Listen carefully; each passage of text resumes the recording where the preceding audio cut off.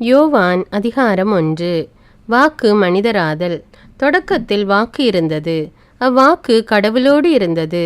அவ்வாக்கு கடவுளாயும் இருந்தது. வாக்கு என்னும் அவரே தொடக்கத்தில் கடவுளோடு இருந்தார். அனைத்தும் அவரால் உண்டாயின. உண்டானது எதுவும் அவரால் அன்றி உண்டாகவில்லை. அவரிடம் வாழ்வு இருந்தது. அவ்வாழ்வு மனிதருக்கு ஒளியாயிருந்தது. அந்த ஒளி இருளில் ஒளிர்ந்தது. இருள் அதன் மேல் வெற்றி கொள்ளவில்லை. கடவுள் அனுப்பிய ஒருவர் இருந்தார். அவர் பெயர் யோவான். அவர் சான்று பகருமாறு வந்தார். அனைவரும் தம் வழியாக நம்புமாறு அவர் ஒளியை குறித்து சான்று பகர்ந்தார். அவர் அந்த ஒளி அல்ல, மாறாக ஒளியை குறித்து சான்று பகர வந்தவர். அனைத்து மனிதரையும் ஒளிர்விக்கும் உண்மையான ஒளி உலகிற்கு வந்து கொண்டிருந்தது. ஒளியான அவர் உலகில் இருந்தார். உலகு அவரால் தான் உண்டானது. ஆனால் உலகு அவரை அறிந்து கொள்ளவில்லை. அவர் தமக்குரியவர்களிடம் வந்தார். அவருக்கு உரியவர்கள் அவரை ஏற்றுக்கொள்ளவில்லை. அவரிடம் நம்பிக்கை கொண்டு அவரை ஏற்றுக்கொண்ட ஒவ்வொருவருக்கும் அவர் கடவுளின் பிள்ளைகளாகும் உரிமையை அளித்தார். அவர்கள் இரத்தத்தினாலோ உடல் இச்சையினாலோ ஆண்மகன் விருப்பத்தினாலோ பிறந்தவர்கள் அல்லர், மாறாக கடவுளால் பிறந்தவர்கள். வாக்கு மனிதரானார், நம்மிடையே குடிகொண்டார். அவரது மாட்சியை நாங்கள் கண்டோம். அருளும் உண்மையும் நிறைந்து விளங்கிய அவர் தந்தையின் ஒரே மகன் என்னும் நிலையில் இம்மாட்சியை பெற்றிருந்தார். யோவான் அவரை குறித்து, எனக்கு பின்வரும் இவர் என்னை விட முன்னிடம் பெற்றவர், ஏனெனில் எனக்கு முன்பே இருந்தார் என்று நான் இவரை பற்றியே சொன்னேன் என உரத்த குரலில் சான்று பகர்ந்தார். இவரது நிறைவிலிருந்து நாம் யாவரும் நிறைவாக அருள் பெற்றுள்ளோம். திருச்சட்டம் மோசே வழியாக கொடுக்கப்பட்டது. அருளும் உண்மையும் இயேசு கிறிஸ்து வழியாய் வெளிப்பட்டன. கடவுளை யாரும் என்றுமே கண்டதில்லை. தந்தையின் நெஞ்சத்திற்கு நெருக்கமானவரும் கடவுள் தன்மை கொண்டவருமான ஒரே மகனே அவரை வெளிப்படுத்தியுள்ளார். முதல் பாஸ்கா விழா. திருமுழுக்கு யோவான் சான்று பகர்தல். எருசலேமில் உள்ள யூதர்கள் குருக்களையும் லேவியர்களையும் யோவானிடம் அனுப்பி, நீர் யார் என்று கேட்டபோது அவர், நான் மெசியா அல்ல என்று அறிவித்தார். இதை அவர் வெளிப்படையாக கூறி மறுக்காமல் ஒப்புக்கொண்டார். அப்போது, அப்படியானால் நீர் யார்? நீர் எலியாவா என்று அவர்கள் கேட்க, அவர், நான் அல்ல என்றார். நீர்தாம் வரவேண்டிய இறைவாக்கினரா என்று கேட்டபோதும் அவர், இல்லை என்று மறுமொழி கூறினார். அவர்கள் அவரிடம், நீர் யார்? எங்களை அனுப்பியவர்களிடம் நாங்கள் மறுமொழி சொல்லியாக வேண்டும். எனவே உம்மை பற்றி என்ன சொல்கிறீர் என்று கேட்டார்கள். அதற்கு அவர், ஆண்டவருக்காக வழியை செம்மையாக்குங்கள் என பாலை நிலத்தில் குரல் ஒன்று கேட்கிறது என்று இறைவாக்கினர் ஏசாயா உரைத்தது என்னை பற்றியே என்றார். பரிசேயரால் அனுப்பப்பட்ட அவர்கள் அவரிடம், நீர் மெசியாவோ எலியாவோ வரவேண்டிய இறைவாக்கினரோ அல்லவென்றால் ஏன் திருமுழுக்கு கொடுக்கிறீர் என்று கேட்டார்கள். யோவான் அவர்களிடம், நான் தண்ணீரால் திருமுழுக்கு கொடுக்கிறேன். நீங்கள் அறியாத ஒருவர் உங்களிடையே நிற்கிறார். அவர் எனக்கு பின் வருபவர். அவருடைய மிதியடி வாரை அவிழ்க்க கூட எனக்கு தகுதியில்லை என்றார். இவையாவும் யோர்தான் ஆற்றுக்கு அக்கறையில் உள்ள பெத்தானியாவில் நிகழ்ந்தன. அங்குதான் யோவான் திருமுழுக்கு கொடுத்து கொண்டிருந்தார். மறுநாள் இயேசு தம்மிடம் வருவதைக் கண்ட யோவான், இதோ கடவுளின் ஆட்டுக்குட்டி, ஆட்டுக்குட்டியாம் இவரே உலகின் பாவத்தை போக்குபவர். எனக்கு பின்வரும் இவர் என்னை விட முன்னிடம் பெற்றவர், ஏனெனில் எனக்கு முன்பே இருந்தார் என்று நான் இவரை பற்றியே சொன்னேன். இவர் யார் என்று எனக்கும் தெரியாதிருந்தது. ஆனால் இஸ்ரேல் மக்களுக்கு இவரை வெளிப்படுத்தும் பொருட்டே நான் வந்துள்ளேன். தண்ணீரால் திருமுழுக்கு கொடுத்தும் வருகிறேன் என்றார். தொடர்ந்து யோவான் சான்றாக கூறியது, தூய ஆவி புறாவைப் போல வானிலிருந்து இறங்கி இவர் மீது இருந்ததை கண்டேன். இவர் யாரென்று எனக்கும் தெரியாதிருந்தது. ஆனால் தண்ணீரால் திருமுழுக்கு கொடுக்கும்படி என்னை அனுப்பியவர் தூய ஆவி இறங்கி யார் மீது இருப்பதை காண்பீரோ அவரே தூய ஆவியால் திருமுழுக்கு கொடுப்பவர் என்று என்னிடம் சொல்லியிருந்தார். நானும் கண்டேன். இவரே இறைமகன் என சான்றும் கூறி வருகிறேன். முதல் சீடர்களை அழைத்தல். மறுநாள் யோவான் தம் சீடர் இருவருடன் மீண்டும் அங்கு நின்று கொண்டிருந்தார். இயேசு அப்பக்கம் நடந்து சென்று கொண்டிருந்தார். யோவான் அவரை கூர்ந்து பார்த்து, இதோ கடவுளின் ஆட்டுக்குட்டி என்றார். அந்த சீடர் இருவரும் அவர் சொன்னதை கேட்டு இயேசுவை பின்தொடர்ந்தனர். இயேசு திரும்பி பார்த்து அவர்கள் தம்மை பின்தொடர்வதைக் கண்டு, என்ன தேடுகிறீர்கள் என்று அவர்களிடம் கேட்டார். அவர்கள், ரபி, நீர் எங்கே தங்கியிருக்கிறீர் என்று கேட்டார்கள். அவர் அவர்களிடம், வந்து பாருங்கள் என்றார். அவர்களும் சென்று அவர் தங்கியிருந்த இடத்தை பார்த்தார்கள். அப்போது ஏறக்குறைய மாலை 4 மணி அன்று அவர்கள் அவரோடு தங்கினார்கள். யோவான் சொன்னதை கேட்டு இயேசுவை பின்தொடர்ந்த இருவருள் அந்திரேயா ஒருவர். அவர் சீமோன் பேதுருவின் சகோதரர். அவர் போய் முதலில் தம் சகோதரரான சீமோனை பார்த்து, மெசியாவை கண்டோம் என்றார். மெசியா என்றால் அருள்பொழிவு பெற்றவர் என்பது பொருள். பின்பு அவர் சீமோனை இயேசுவிடம் அழைத்து வந்தார். இயேசு அவரை கூர்ந்து பார்த்து, நீ யோவானின் மகன் சீமோன், இனி கேபா எனப்படுவாய் என்றார். கேபா என்றால் பாறை என்பது பொருள். பிலிப்பு நத்தனியேல் ஆகியோரை அழைத்தல். மறுநாள் இயேசு கலிலேயாவுக்கு செல்ல விரும்பினார். அப்போது அவர் பிலிப்பை கண்டு, என்னை பின்தொடர்ந்து வா என கூறினார். பிலிப்பு பெத்சாய்தா என்னும் ஊரை சேர்ந்தவர். அந்திரேயா பேதுரு ஆகியோரும் இவ்வூரையே சேர்ந்தவர்கள். பிலிப்பு நத்தனியேலை போய் பார்த்து, இறைவாக்கினர்களும் திருச்சட்ட நூலில் மோசேயும் குறிப்பிட்டுள்ளவரை நாங்கள் கண்டுகொண்டோம். நாசரேத்தை சேர்ந்த யோசேப்பின் மகன் இயேசுவே அவர் என்றார். அதற்கு நத்தனியேல், நாசரேத்திலிருந்து நல்லது எதுவும் வர முடியுமோ என்று கேட்டார். பிலிப்பு அவரிடம், வந்து பாரும் என்று கூறினார். நத்தனியேல் தம்மிடம் வருவதை இயேசு கண்டு, இவர் உண்மையான இஸ்ரவேலர், கபடற்றவர் என்று அவரை குறித்து கூறினார். நத்தனியேல், என்னை உமக்கு எப்படி தெரியும் என்று அவரிடம் கேட்டார். இயேசு, பிலிப்பு உம்மை கூப்பிடுவதற்கு முன்பு நீர் அத்தி மரத்தின் கீழ் இருந்தபோதே நான் உம்மை கண்டேன் என்று பதிலளித்தார். நத்தனியேல் அவரை பார்த்து, ரபி, நீர் இறைமகன், நீரே இஸ்ரேல் மக்களின் அரசர் என்றார். அதற்கு இயேசு, உம்மை அத்திமரத்தின் கீழ் கண்டேன் என்று உம்மிடம் சொன்னதாலா நம்புகிறீர்? இதைவிட பெரியவற்றை காண்பீர் என்றார். மேலும் வானம் திறந்திருப்பதையும் கடவுளின் தூதர்கள் மானிட மகன் மீது ஏறுவதையும் இறங்குவதையும் காண்பீர்கள் என மிக உறுதியாக உங்களுக்கு சொல்கிறேன் என்று அவரிடம் கூறினார். யோவான் அதிகாரம் 2. கானாவில் திருமணம். 3ஆம் நாள் கலிலேயாவில் உள்ள கானாவில் திருமணம் ஒன்று நடைபெற்றது. இயேசுவின் தாயும் அங்கு இருந்தார். இயேசுவும் அவருடைய சீடரும் அத்திருமணத்திற்கு அழைப்பு பெற்றிருந்தனர். திருமண விழாவில் திராட்சை ரசம் தீர்ந்து போகவே இயேசுவின் தாய் அவரை நோக்கி, திராட்சை ரசம் தீர்ந்துவிட்டது என்றார். இயேசு அவரிடம், அம்மா, அதை பற்றி நாம் என்ன செய்ய முடியும்? எனது நேரம் இன்னும் வரவில்லையே என்றார். இயேசுவின் தாய் பணியாளரிடம், அவர் உங்களுக்கு சொல்வதெல்லாம் செய்யுங்கள் என்றார். யூதரின் தூய்மை சடங்குகளுக்கு தேவையான 6 கல் தொட்டிகள் அங்கே இருந்தன. அவை ஒவ்வொன்றும் 2-3 குடம் தண்ணீர் கொள்ளும். இயேசு அவர்களிடம், இத்தொட்டிகளில் தண்ணீர் நிரப்புங்கள் என்று கூறினார். அவர்கள் அவற்றை விளிம்பு வரை நிரப்பினார்கள். பின்பு அவர், இப்போது மொண்டு பந்தி மேற்பார்வையாளரிடம் கொண்டு போங்கள் என்று அவர்களிடம் கூறினார். அவர்களும் அவ்வாறே செய்தார்கள். பந்தி மேற்பார்வையாளர் திராட்சை ரசமாய் மாறியிருந்த தண்ணீரை சுவைத்தார். அந்த ரசம் எங்கிருந்து வந்தது என்று அவருக்கு தெரியவில்லை. தண்ணீர் மொண்டு வந்த பணியாளருக்கே தெரிந்திருந்தது. ஆகையால் பந்தி மேற்பார்வையாளர் மணமகனை கூப்பிட்டு, எல்லோரும் நல்ல திராட்சை ரசத்தை முதலில் பரிமாறுவர், யாவரும் விருப்பம் போல குடித்த பின் தான் தரம் குறைந்த ரசத்தை பரிமாறுவர். நீர் நல்ல ரசத்தை இதுவரை பரிமாறாமல் ஏன் வைத்திருந்தீர் என்று கேட்டார். இதுவே இயேசு செய்த முதல் அரும் அடையாளம். இது கலிலேயாவில் உள்ள கானாவில் நிகழ்ந்தது. இதன் வழியாக அவர் தம் ஆட்சியை வெளிப்படுத்தினார். அவருடைய சீடரும் அவரிடம் நம்பிக்கை கொண்டனர். இதன் பிறகு அவரும் அவர் தாயும் சகோதரர்களும் அவருடைய சீடரும் கப்பர்நகூம் சென்று அங்கு சில நாள்கள் தங்கியிருந்தனர். கோவிலை தூய்மைப்படுத்துதல். யூதர்களுடைய பாஸ்கா விழா விரைவில் வரவிருந்ததால் இயேசு எருசலேமுக்கு சென்றார். கோவிலில் ஆடு மாடு புறா விற்போரையும் அங்கே உட்கார்ந்திருந்த நாணயம் மாற்றுவோரையும் கண்டார். அப்போது கயிறுகளால் ஒரு சாட்டை பின்னி அவர்கள் எல்லோரையும் கோவிலில் இருந்து துரத்தினார். ஆடு மாடுகளையும் விரட்டினார். நாணயம் மாற்றுவோரின் சில்லறை காசுகளை கொட்டிவிட்டு மேசைகளையும் கவிழ்த்து போட்டார். அவர் புறா விற்பவர்களிடம், இவற்றை இங்கிருந்து எடுத்து செல்லுங்கள், என் தந்தையின் இல்லத்தை சந்தையாக்காதீர்கள் என்று கூறினார். அப்போது அவருடைய சீடர்கள், இல்லத்தின் மீதுள்ள ஆர்வம் என்னை எரித்துவிடும் என்று மறைநூலில் எழுதியுள்ளதை நினைவு கூர்ந்தார்கள்.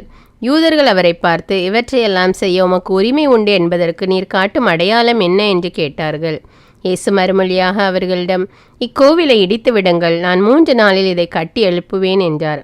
அப்போது யூதர்கள், இந்த கோவிலை கட்ட 46 ஆண்டுகள் ஆயிற்று, நீர் 3 நாளில் இதை கட்டி எழுப்பி விடுவீரோ என்று கேட்டார்கள். ஆனால் அவர் தம் உடலாகிய கோவிலை பற்றியே பேசினார். அவர் இறந்து உயிருடன் எழுப்பப்பட்ட போது அவருடைய சீடர் அவர் இவ்வாறு சொல்லியிருந்ததை நினைவு கூர்ந்து மறைநூலையும் இயேசுவின் கூற்றையும் நம்பினர்.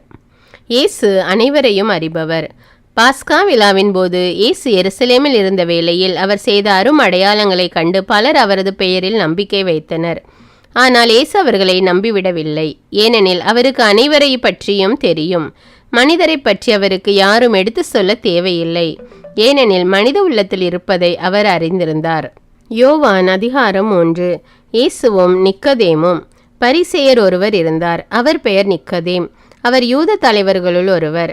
அவர் ஒரு இரவில் இயேசுவிடம் வந்து, ரபி, நீர் கடவுளிடமிருந்து வந்த போதகர் என்பதை நாங்கள் அறிவோம். கடவுள் தம்மோடு இருந்தாலன்றி நீர் செய்யும் இவ்வரும் அடையாளங்களை யாரும் செய்ய இயலாது என்றார். இயேசு அவரை பார்த்து, மறுபடியும் பிறந்தாலன்றி எவரும் இறையாட்சியை காண இயலாது என மிக உறுதியாக உமக்கு சொல்லுகிறேன் என்றார். நிக்கதேம் அவரை நோக்கி, வயதான பின் ஒருவர் எப்படி பிறக்க முடியும்? அவர் மீண்டும் தாயின் வயிற்றில் புகுந்து பிறக்க முடியுமா என்று கேட்டார். இயேசு அவரை பார்த்து, ஒருவர் தண்ணீராலும் தூய ஆவியாலும் பிறந்தாலன்றி இறையாட்சிக்கு உட்பட இயலாது என்று மிக உறுதியாக உமக்கு சொல்கிறேன். மனிதரால் பிறப்பவர் மனித இயல்பை உடையவர், தூய ஆவியால் பிறப்பவர் தூய ஆவியின் இயல்பை உடையவர். நீங்கள் மறுபடியும் பிறக்க வேண்டும் என்று நான் உமக்கு கூறியது பற்றி நீர் வியப்படைய வேண்டாம். காற்று விரும்பிய திசையில் வீசுகிறது, அதன் ஓசை உமக்கு கேட்கிறது, ஆனால் அது எங்கிருந்து வருகிறது என்றும் எங்கு செல்கிறது என்றும் உமக்கு தெரியாது. தூய ஆவியால் பிறந்த அனைவருக்கும் இது பொருந்தும் என்றார். நிக்கதேம் அவரை பார்த்து, இது எப்படி நிகழ முடியும் என்று கேட்டார். அதற்கு இயேசு கூறியது, நீர் இஸ்ரேல் மக்களிடையே போதகராயிருந்தும் உமக்கு இது தெரியவில்லையே. எங்களுக்கு தெரிந்ததை பற்றியே பேசுகிறோம், நாங்கள் கண்டதை பற்றியே சான்று பகர்கிறோம். எனினும் எங்கள் சான்றை நீங்கள் ஏற்றுக்கொள்வதில்லை என உறுதியாக உமக்கு சொல்கிறேன். மண்ணுலகு சார்ந்தவை பற்றி நான் உங்களுக்கு சொன்னதை நீங்கள் நம்பவில்லை என்றால் விண்ணுலகு சார்ந்தவை பற்றி சொல்லும்போது எப்படி நம்பப் போகிறீர்கள்? விண்ணகத்திலிருந்து இறங்கி வந்துள்ள மானிட மகனை தவிர வேறு எவரும் விண்ணகத்திற்கு ஏறி சென்றதில்லை. பாலை நிலத்தில் மோசேயால் பாம்பு உயர்த்தப்பட்டது போல மானிட மகனும் உயர்த்தப்பட வேண்டும். அப்போது அவரிடம் நம்பிக்கை கொள்ளும் அனைவரும் நிலைவாழ்வு பெறுவர். தம் ஒரே மகன் மீது நம்பிக்கை கொள்ளும் எவரும் அழியாமல் நிலைவாழ்வு பெறும் பொருட்டு அந்த மகனையே அளிக்கும் அளவுக்கு கடவுள் உலகின் மேல் அன்பு கூர்ந்தார். உலகிற்கு தண்டனை தீர்ப்பளிக்க அல்ல, தம் மகன் வழியாக அதை மீட்கவே கடவுள் அவரை உலகிற்கு அனுப்பினார். அவர் மீது நம்பிக்கை கொள்வோர் தண்டனை தீர்ப்புக்கு ஆளாவதில்லை. ஆனால் நம்பிக்கை கொள்ளாதோர் ஏற்கனவே தீர்ப்பு பெற்றுவிட்டனர். ஏனெனில் அவர்கள் கடவுளின் ஒரே மகனிடம் நம்பிக்கை கொள்ளவில்லை. ஒளி உலகிற்கு வந்திருந்தும் தம் செயல்கள் தீயனவாயிருந்ததால் மனிதர் ஒளியை விட இருளையே விரும்பினர். இதில்தான் அவர்களுக்கு எதிரான தண்டனை தீர்ப்பு அடங்கியுள்ளது. தீங்கு செய்யும் அனைவரும் ஒளியை வெறுக்கின்றனர். தங்கள் தீச்செயல்கள் வெளியாகிவிடும் என அஞ்சி அவர்கள் ஒளியிடம் வருவதில்லை. உண்மைக்கேற்ப வாழ்பவர்கள் ஒளியிடம் வருகிறார்கள். இதனால் அவர்கள் செய்யும் அனைத்தையும் கடவுளோடு இணைந்தே செய்கிறார்கள் என்பது வெளியாகும். இயேசுவும் யோவானும். இவற்றுக்கு பின்பு இயேசுவும் அவர்தம் சீடரும் யூதேய பகுதிக்கு சென்றனர். அங்கே அவர் அவர்களோடு தங்கி திருமுழுக்கு கொடுத்து வந்தார். யோவானும் சலீம் என்னும் இடத்துக்கு அருகிலுள்ள ஐயினோனில் திருமுழுக்கு கொடுத்து கொண்டிருந்தார். ஏனெனில் அங்கு தண்ணீர் நிறைய இருந்தது. மக்கள் அங்கு சென்று திருமுழுக்கு பெற்று வந்தார்கள். யோவான் சிறையில் அடைக்கப்படும் முன் இவ்வாறு நிகழ்ந்தது. ஒரு நாள் யோவானின் சீடர் சிலருக்கும் யூதர் ஒருவருக்கும் இடையே தூய்மை சடங்கு பற்றி விவாதம் எழுந்தது. அவர்கள் யோவானிடம் போய், ரபி, யோர்தான் ஆற்றின் அக்கறை பகுதியில் உம்மோடு ஒருவர் இருந்தாரே, நீரும் அவரை குறித்து சான்று பகர்ந்தீரே, இப்போது அவரும் திருமுழுக்கு கொடுக்கிறார், எல்லோரும் அவரிடம் செல்கின்றனர் என்றார்கள். யோவான் அவர்களை பார்த்து, விண்ணிலிருந்து அருளப்படாவிட்டால் எவரும் எதையும் பெற்றுக்கொள்ள முடியாது. நான் மெசியா அல்ல, மாறாக அவருக்கு முன்னோடியாக அனுப்பப்பட்டவன் என்று நான் கூறியதற்கு நீங்களே சாட்சிகள். மணமகள் மணமகனுக்கே உரியவர். மணமகனின் தோழரோ அருகில் நின்று அவர் சொல்வதை கேட்கிறார். அதில் அவர் பெருமகிழ்ச்சி அடைகிறார். என் மகிழ்ச்சியும் இது போன்றது. இம்மகிழ்ச்சி என்னுள் நிறைந்துள்ளது. அவரது செல்வாக்கு பெருக வேண்டும், எனது செல்வாக்கு குறைய வேண்டும் என்றார். விண்ணகத்திலிருந்து வருபவர், மேலிருந்து வருபவர் அனைவரையும் விட மேலானவர், மண்ணுலகிலிருந்து உண்டானவர். மண்ணுலகை சேர்ந்தவர், மண்ணுலகு சார்ந்தவை பற்றியே அவர் பேசுகிறார். விண்ணுலகிலிருந்து வருபவர் அனைவருக்கும் மேலானவர். தாம் கண்டதையும் கேட்டதையும் பற்றியே அவர் சான்று பகர்கிறார். எனினும் அவர் தரும் சான்றை எவரும் ஏற்றுக்கொள்வதில்லை. அவர் தரும் சான்றை ஏற்றுக்கொள்பவர் கடவுள் உண்மையானவர் என்பதை உறுதிப்படுத்துகிறார். கடவுளால் அனுப்ப பெற்றவர் கடவுளின் வார்த்தைகளை பேசுகிறார். கடவுள் அவருக்கு தம் ஆவிக்குரிய கொடைகளை அளவின்றி கொடுக்கிறார். தந்தை மகன் மேல் அன்பு கூர்ந்து அனைத்தையும் அவர் கையில் ஒப்படைத்துள்ளார். மகனிடம் நம்பிக்கை கொள்வோர் நிலை வாழ்வை பெறுவர். நம்பிக்கை கொள்ளாதோர் வாழ்வை காண மாட்டார். மாறாக கடவுளின் சினம் அவர்கள் மேல் வந்து சேரும். யோவான் அதிகாரம் 4. சமாரிய பெண் ஒருவரும் இயேசுவும். யோவானை விட இயேசு மிகுதியான சீடர்களை சேர்த்து கொண்டு திருமுழுக்கு கொடுத்து வருகிறார் என்று பரிசேயர் கேள்வியுற்றனர். இதை அறிந்த இயேசு யூதேயாவை விட்டகன்று மீண்டும் கலிலேயாவுக்கு சென்றார்.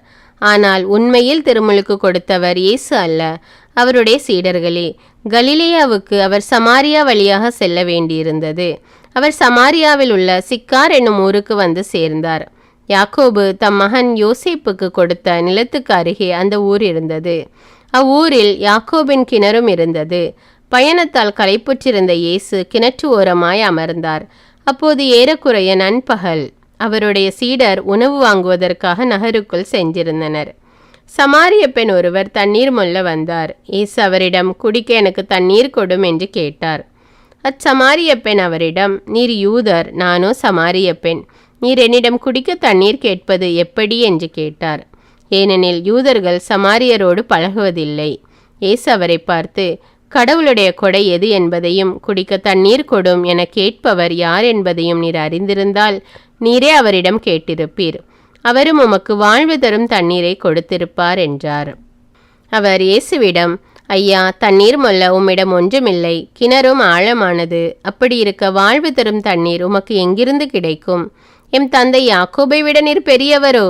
அவரே எங்களுக்கு இக்கிணற்றை வெட்டி தந்தார். அவரும் அவருடைய மக்களும் கால்நடைகளும் இதிலிருந்துதான் தண்ணீர் குடிப்பது வழக்கம் என்றார். இயேசு அவரை பார்த்து, இந்த தண்ணீரை குடிக்கும் ஒவ்வொருவருக்கும் மீண்டும் தாகம் எடுக்கும். நான் கொடுக்கும் தண்ணீரை குடிக்கும் எவருக்கும் என்றுமே தாகம் எடுக்காது. நான் கொடுக்கும் தண்ணீர் அதை குடிப்பவருக்குள் பொங்கி எழும் ஊற்றாக மாறி நிலைவாழ்வு அளிக்கும் என்றார். அப்பெண் அவரை நோக்கி, ஐயா, அத்தண்ணீரை எனக்கு கொடும். அப்போது எனக்கு தாகமும் எடுக்காது, தண்ணீர் மொல்ல நான் இங்கு வர தேவையும் இருக்காது என்றார். இயேசு அவரிடம், நீர் போய் உம் கணவரை இங்கே கூட்டிக் கொண்டு வாரும் என்று கூறினார். அப்பெண் அவரை பார்த்து, எனக்கு கணவர் இல்லையே என்றார். இயேசு அவரிடம், எனக்கு கணவர் இல்லை என நீர் சொல்வது சரியே. உமக்கு 5 கணவர்கள் இருந்தார்கள் என்றாலும் இப்போது உம்முடன் இருப்பவர் உம் கணவர் அல்ல. எனவே நீர் கூறியது உண்மையே என்றார். அப்பெண் அவரிடம், ஐயா, நீர் ஓர் இறைவாக்கினர் என கண்டுகொண்டேன். எங்கள் முன்னோர் இம்மலையில் வழிபட்டு வந்தனர். ஆனால் நீங்கள் எருசலேமில்தான் வழிபட வேண்டும் என்கிறீர்களே என்றார். இயேசு அவரிடம், அம்மா, என்னை நம்பும், காலம் வருகிறது, அப்போது நீங்கள் தந்தையை இம்மலையிலோ எருசலேமிலோ வழிபட மாட்டீர்கள். யாரை வழிபடுகிறீர்கள் என தெரியாமல் நீங்கள் வழிபடுகிறீர்கள். ஆனால் நாங்கள் தெரிந்து வழிபடுகிறோம். யூதரிடமிருந்தே மீட்பு வருகிறது. காலம் வருகிறது, ஏன் வந்தே விட்டது. அப்போது உண்மையாய் வழிபடுவோர் தந்தையை அவரது உண்மை இயல்புக்கு ஏற்ப உள்ளத்தில் வழிபடுவர். தம்மை வழிபடுவோர் இத்தகையோராய் இருக்கவே தந்தை விரும்புகிறார். கடவுள் உருவமற்றவர். அவரை வழிபடுவோர் அவரது உண்மை இயல்புக்கு ஏற்ப உள்ளத்தில்தான் வழிபட வேண்டும் என்றார். அப்பெண் அவரிடம், கிறிஸ்து எனப்படும் மெசியா வருவார் என எனக்கு தெரியும். அவர் வரும்போது அனைத்தையும் எங்களுக்கு அறிவிப்பார் என்றார். இயேசு அவரிடம், உம்மோடு பேசும் நானே அவர் என்றார். அந்நேரத்தில் இயேசுவின் சீடர் திரும்பி வந்தனர். பெண் ஒருவரிடம் அவர் பேசி கொண்டிருப்பதைக் கண்டு அவர்கள் வியப்புற்றனர். எனினும் என்ன வேண்டும் என்றோ அவரோடு என்ன பேசுகிறீர் என்றோ எவரும் கேட்கவில்லை. அப்பெண் தம் குடத்தை விட்டுவிட்டு ஊருக்குள் சென்று மக்களிடம், நான் செய்த எல்லாவற்றையும் என்னிடம் சொன்ன மனிதரை வந்து பாருங்கள், அவர் மெசியாவாக இருப்பாரோ என்றார். அவர்கள் ஊரிலிருந்து புறப்பட்டு இயேசுவிடம் வந்தார்கள். அதற்கிடையில் சீடர், ரபி, உண்ணும் என்று வேண்டினர். இயேசு அவர்களிடம், நான் உண்பதற்குரிய உணவு ஒன்று உண்டு, அது உங்களுக்கு தெரியாது என்றார். யாராவது அவருக்கு உணவு கொடுத்திருப்பார்களோ என்று சீடர்கள் தங்களிடையே பேசி கொண்டார்கள். இயேசு அவர்களிடம், என்னை அனுப்பியவரின் திருவுளத்தை நிறைவேற்றுவதும் அவர் கொடுத்த வேலையை செய்து முடிப்பதுமே என் உணவு. 4 மாதங்களுக்கு பின்தான் அறுவடை என்னும் கூற்று உங்களிடையே உண்டு. நிமிர்ந்து வயல்வெளிகளை பாருங்கள். பயிர் முற்றி அறுவடைக்கு தயாராய் உள்ளது.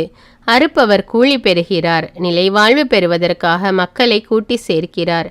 இவ்வாறு விதைப்பவரும் அறுப்பவரும் ஒருமிக்க மகிழ்ச்சி அடைகின்றனர்.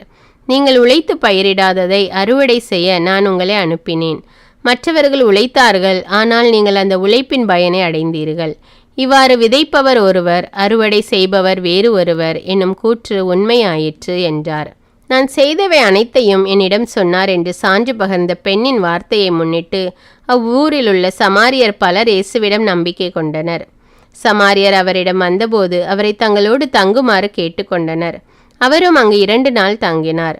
அவரது வார்த்தையை முன்னிட்டு இன்னும் பலர் அவரை நம்பினர். அவர்கள் அப்பெண்ணிடம், இப்போது உன் பேச்சை கேட்டு நாங்கள் நம்பவில்லை, நாங்களே அவர் பேச்சை கேட்டோம், அவர் உண்மையிலேயே உலகின் மீட்பர் என அறிந்து கொண்டோம் என்றார்கள். அரச அலுவலர் மகன் குணமாதல்.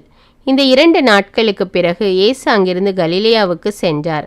தம் சொந்த ஊரில் இறைவாக்கினருக்கு மதிப்பு இராது என்று அவரே கூறியிருந்தார். அவர் கலிலேயா வந்தபோது கலிலேயர் அவரை வரவேற்றனர். ஏனெனில் அவர்கள் திருவிழாவுக்கு சென்றிருந்த போது எருசலேமில் அவர் செய்தவை அனைத்தையும் கண்டிருந்தனர். கலிலேயாவில் உள்ள கானாவுக்கு இயேசு மீண்டும் சென்றார். அங்கே தான் அவர் தண்ணீரை திராட்சரசமாக்கி இருந்தார். கப்பர்நகூமில் அரச அலுவலரின் மகன் ஒருவன் நோயுற்றிருந்தான். இயேசு யூதேயாவிலிருந்து கலிலேயாவுக்கு வந்திருப்பதாக கேள்விப்பட்ட அரச அலுவலர் அவரிடம் சென்று சாகும் தருவாயில் இருந்த தம் மகனை நலமாக்க வருமாறு வேண்டினார். இயேசு அவரை நோக்கி, அடையாளங்களையும் அருஞ்செயல்களையும் கண்டாலன்றி நீங்கள் நம்பவே மாட்டீர்கள் என்றார். அரச அலுவலர் இயேசுவிடம், ஐயா, என் மகன் இறக்கும் முன் வாரும் என்றார். இயேசு அவரிடம், நீர் புறப்பட்டு போம், உம் மகன் பிழைத்து கொள்வான் என்றார். அவரும் இயேசு தம்மிடம் சொன்ன வார்த்தையை நம்பி புறப்பட்டு போனார். அவர் போய்க் கொண்டிருக்கும் போது அவருடைய பணியாளர்கள் அவருக்கு எதிர்கொண்டு வந்து, மகன் பிழைத்து கொண்டான் என்று கூறினார்கள். எத்தனை மணிக்கு நோய் நீங்கியது என்று அவர் அவர்களிடம் வினவ, அவர்கள் நேற்று பிற்பகல் 1 மணிக்கு காய்ச்சல் நீங்கியது என்றார்கள். உம் மகன் பிழைத்து கொள்வான் என்று இயேசு அந்நேரத்தில் தான் கூறினார் என்பதை அவன் தந்தை நினைவு கூர்ந்தார். அவரும் அவர் வீட்டார் அனைவரும் இயேசுவை நம்பினர். இயேசு யூதேயாவிலிருந்து கலிலேயாவுக்கு வந்த பிறகு செய்த 2வது அருமடையாளம் இதுவே. யோவான் அதிகாரம் 5. யூதர்களின் திருவிழா. உடல் நலமற்றவர் நலமடைதல். யூதர்களின் திருவிழா ஒன்று வந்தது. இயேசுவும் எருசலேமுக்கு சென்றார். எருசலேமில் ஆட்டு வாயிலுக்கு அருகில் 5 மண்டபங்கள் கொண்ட குளம் ஒன்று உண்டு. எபிரேய மொழியில் பெத்சதா என்பது அதன் பெயர். இம்மண்டபங்களில் உடல் நலமற்றோர், பார்வையற்றோர், கால் ஊனமுற்றோர், முடக்குவாதமுற்றோர் ஆகியோர் திரளாய் படுத்து கிடப்பர். இவர்கள் குளத்து நீர் கலங்குவதற்காக காத்திருப்பார்கள். ஏனெனில் ஆண்டவரின் தூதர் சில வேளைகளில் அக்குளத்தினுள் இறங்கி தண்ணீரை கலக்குவார். தண்ணீர் கலங்கிய பின் முதலில் இறங்குபவர் எவ்வித நோயுற்றிருந்தாலும் நலமடைவார். 38 ஆண்டுகளாய் உடல்நலமற்றிருந்த ஒருவரும் அங்கு இருந்தார். இயேசு அவரை கண்டு, நெடுங்காலமாக அவர் அந்நிலையில் இருந்துள்ளதை அறிந்து, நலம் பெற விரும்புகிறீரா என்று அவரிடம் கேட்டார். ஐயா, தண்ணீர் கலங்கும்போது என்னை குளத்தில் இறக்கிவிட ஆள் இல்லை. நான் போவதற்கு முன் வேறு ஒருவர் இறங்கி விடுகிறார் என்று உடல் நலமற்றவர் அவரிடம் கூறினார். இயேசு அவரிடம், எழுந்து உம்முடைய படுக்கையை எடுத்துக்கொண்டு நடந்து செல்லும் என்றார். உடனே அம்மனிதர் நலமடைந்து தம்முடைய படுக்கையை எடுத்துக்கொண்டு நடந்தார். ஓய்வு நாள் பற்றிய உரையாடல். அன்று ஓய்வு நாள். யூதர்கள் குணமடைந்தவரிடம், ஓய்வு நாளாகிய இன்று படுக்கையை எடுத்து செல்ல சட்டத்திற்கு எதிரான செயல் என்றார்கள். அவர் மறுமொழியாக, என்னை நலமாக்கியவரே உம்முடைய படுக்கையை எடுத்துக்கொண்டு நடந்து செல்லும் என்று என்னிடம் கூறினார் என்றார். படுக்கையை எடுத்துக்கொண்டு நடந்து செல்லும் என்று உம்மிடம் கூறியவர் யார் என்று அவர்கள் கேட்டார்கள். ஆனால் நலமடைந்தவருக்கு அவர் யார் என தெரியவில்லை.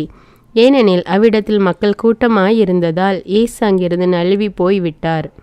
பின்னர் இயேசு நலமடைந்தவரை கோவிலில் கண்டு, இதோ பாரும், நீர் நலமடைந்துள்ளீர். இதைவிட கேடானது எதுவும் உமக்கு நிகழாதிருக்க இனி பாவம் செய்யாதீர் என்றார். அவர் போய் தம்மை நலமாக்கியவர் இயேசு என்று யூதர்களுக்கு அறிவித்தார். ஓய்வு நாளில் இயேசு இதை செய்ததால் யூதர்கள் அவரை துன்புறுத்தினார்கள். இயேசு அவர்களிடம், என் தந்தை இன்றும் செயலாற்றுகிறார், நானும் செயலாற்றுகிறேன் என்றார். இவ்வாறு அவர் ஓய்வு நாள் சட்டத்தை மீறியதோடு நில்லாமல் கடவுளை தம் சொந்த தந்தை என்று கூறி தம்மையே கடவுளுக்கு இணையாக்கியதால் யூதர்கள் அவரை கொல்ல இன்னும் மிகுந்த முயற்சி செய்தார்கள். தந்தை மகன் ஒற்றுமை.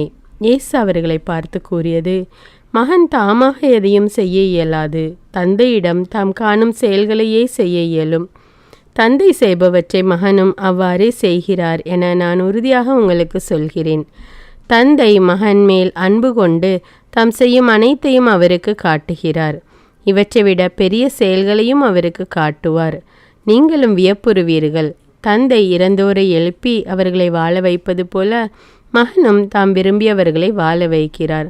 தந்தை யாருக்கும் தீர்ப்பு அளிப்பதில்லை. தமக்கு எல்லோரும் மதிப்பு கொடுப்பது போல மகனுக்கும் மதிப்பு கொடுக்க வேண்டுமென தீர்ப்பு அளிக்கும் அதிகாரம் முழுவதையும் அவர் மகனுக்கு அளித்துள்ளார். மகனை மதியாதவர் அவரை அனுப்பிய தந்தையையும் மதிப்பது இல்லை. என் வார்த்தையை கேட்டு என்னை அனுப்பியவரை நம்புவோர் நிலைவாழ்வை கொண்டுள்ளனர். அவர்கள் தண்டனை தீர்ப்புக்கு உள்ளாக மாட்டார்கள். ஏற்கனவே சாவை கடந்து வாழ்வுக்கு வந்து விட்டார்கள் என உறுதியாக உங்களுக்கு சொல்கிறேன். காலம் வருகிறது, ஏன் வந்தே விட்டது. அப்போது இறைமகனின் குரலை இறந்தோர் கேட்பர், அதை கேட்போர் வாழ்வர் என உறுதியாக உங்களுக்கு சொல்கிறேன். தந்தை தாம் வாழ்வினூற்றாய் இருப்பது போல மகனும் வாழ்வினூற்றாய் இருக்குமாறு செய்துள்ளார். அவர் மானிட மகனாய் இருப்பதால் தீர்ப்பு வழங்கும் அதிகாரத்தையும் தந்தை அவருக்கு அளித்துள்ளார். இது பற்றி நீங்கள் வியப்புற வேண்டாம். காலம் வருகிறது, அப்போது கல்லறைகளில் உள்ளோர் அனைவரும் அவரது குரலை கேட்டு வெளியே வருவர். நல்லன செய்தோர் வாழ்வு பெற உயிர்த்தெழுவர், தீயன செய்தோர் தண்டனை தீர்ப்பு பெற உயிர்த்தெழுவர்.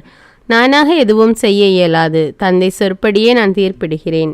நான் அளிக்கும் தீர்ப்பு நீதியானது, ஏனெனில் என் விருப்பத்தை நாடாமல் என்னை அனுப்பியவரின் விருப்பத்தையே நாடுகிறேன். இயேசுவுக்கான சான்றுகள். என்னை பற்றி நானே சான்று பகர்ந்தால் என் சான்று செல்லாது.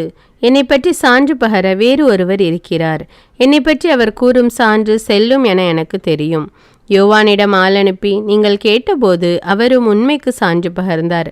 மனிதர் தரும் சான்று எனக்கு தேவை என்பதற்காக அல்ல, நீங்கள் மீட்பு பெறுவதற்காகவே இதை சொல்கிறேன். யோவான் எரிந்து சுடர்விடும் விளக்கு. நீங்கள் சிறிது நேரமே அவரது ஒளியில் களிகூற விரும்பினீர்கள். யோவான் பகர்ந்த சான்றை விட மேலான சான்று எனக்கு உண்டு. நான் செய்து முடிக்குமாறு தந்தை என்னிடம் ஒப்படைத்துள்ள செயல்களே அச்சான்று. நான் செய்து வரும் அச்செயல்களே தந்தை என்னை அனுப்பியுள்ளார் என்பதற்கான சான்றாகும். என்னை அனுப்பிய தந்தையும் எனக்கு சான்று பகர்ந்துள்ளார். நீங்கள் ஒருபோதும் அவரது குரலை கேட்டதும் இல்லை, அவரது உருவை கண்டதும் இல்லை. அவரது வார்த்தையும் உங்களுக்குள் நிலைத்திருக்கவில்லை, ஏனெனில் அவர் அனுப்பியவரை நீங்கள் நம்பவில்லை.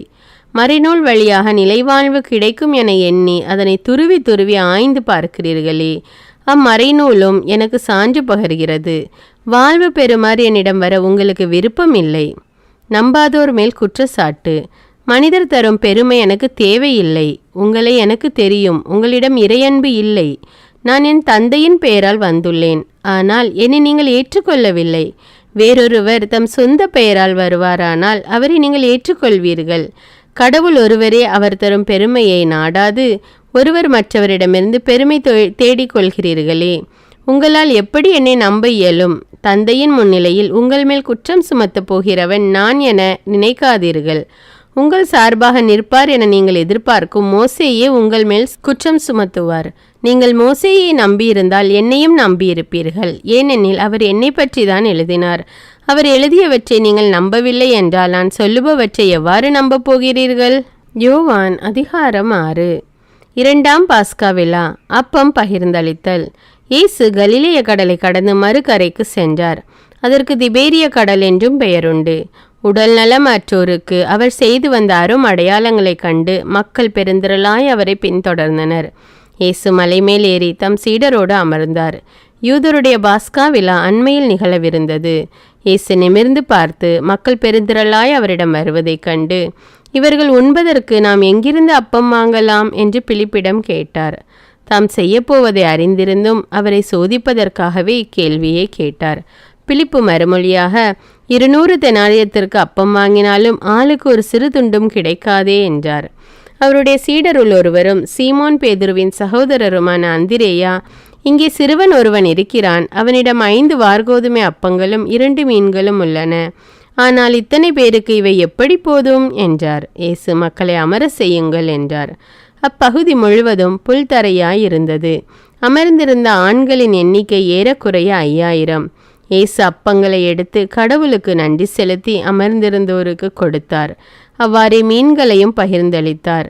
அவர்களுக்கு வேண்டிய மட்டும் கிடைத்தது. அவர்கள் வயிறார உண்ட பின் ஒன்றும் வீணாகாதபடி எஞ்சிய துண்டுகளை சேர்த்து வையுங்கள் என்று தம் சீடரிடம் கூறினார். மக்கள் உண்டபின் 5 வார்கோதுமை அப்பங்களில் இருந்து எஞ்சிய துண்டுகளை சேர்த்து சீடர்கள் 12 கூடைகளில் நிரப்பினார்கள். இயேசு செய்த அந்த அரும் அடையாளத்தை கண்ட மக்கள், உலகிற்கு வரவிருந்த இறைவாக்கினர் உண்மையில் இவரே என்றார்கள். அவர்கள் வந்து தம்மை பிடித்து கொண்டு போய் அரசராக்கப் போகிறார்கள் என்பதை உணர்ந்து இயேசு மீண்டும் தனியாய் மலைக்கு சென்றார். இயேசு கடலை கடந்து செல்லுதல். மாலை வேளையானதும் இயேசுவின் சீடர்கள் கடற்கரைக்கு வந்து படகேறி மறுகரையிலுள்ள கப்பர்நகமுக்கு புறப்பட்டார்கள். ஏற்கனவே இருட்டிவிட்டது. இயேசுவும் அவர்களிடம் அதுவரை வந்து சேரவில்லை. அப்போது பெருங்காற்று வீசிற்று. கடல் பொங்கி எழுந்தது. அவர்கள் 5 அல்லது 6 கிலோமீட்டர் தொலை படகு ஓட்டிய பின் இயேசு கடல் மீது நடந்து படகருகில் வருவதைக் கண்டு அஞ்சினார்கள். இயேசு அவர்களிடம், நான் தான், அஞ்சாதீர்கள் என்றார். அவர்கள் அவரை படகில் ஏற்றிக்கொள்ள விரும்பினார்கள். ஆனால் படகு உடனே அவர்கள் சேர வேண்டிய இடம் போய் சேர்ந்து விட்டது. உணவு வேண்டல். சீடர்கள் புறப்பட்ட கரையிலேயே மறுநாளும் மக்கள் கூட்டமாய் நின்று கொண்டிருந்தார்கள். முந்தின நாள் ஒரு படகை தவிர வேறு படகு எதுவும் அங்கு இல்லை என்பதையும், அதில் இயேசுவின் சீடர்கள் மட்டும் போனார்களே அன்றி இயேசு அவர்களோடு அப்படகில் ஏறவில்லை என்பதையும் அவர்கள் கண்கூடாக பார்த்திருந்தார்கள். அப்போது ஆண்டவர் கடவுளுக்கு நன்றி செலுத்தி கொடுத்த உணவை மக்கள் உண்ட இடத்திற்கு அருகில் திபேரியாவிலிருந்து படகுகள் வந்து சேர்ந்தன. இயேசுவும் அவருடைய சீடரும் அங்கு இல்லை என்பதை கண்ட மக்கள் கூட்டமாய் அப்படகுகளில் ஏறி இயேசுவை தேடி கப்பர்நகூமுக்கு சென்றனர். அங்கு கடற்கரையில் அவர்கள் அவரை கண்டு, ரபி, எப்போது இங்கு வந்தீர் என்று கேட்டார்கள். இயேசு மறுமொழியாக, நீங்கள் அரும் அடையாளங்களை கண்டதால் அல்ல, மாறாக அப்பங்களை வயிறார உண்டதால் தான் என்னை தேடுகிறீர்கள் என உறுதியாக உங்களுக்கு சொல்கிறேன். அழிந்து போகும் உணவுக்காக உழைக்க வேண்டாம், நிலைவாழ்வு தரும் அழியாத உணவுக்காகவே உழையுங்கள். அவ்வுணவை மானிட மகன் உங்களுக்கு கொடுப்பார்.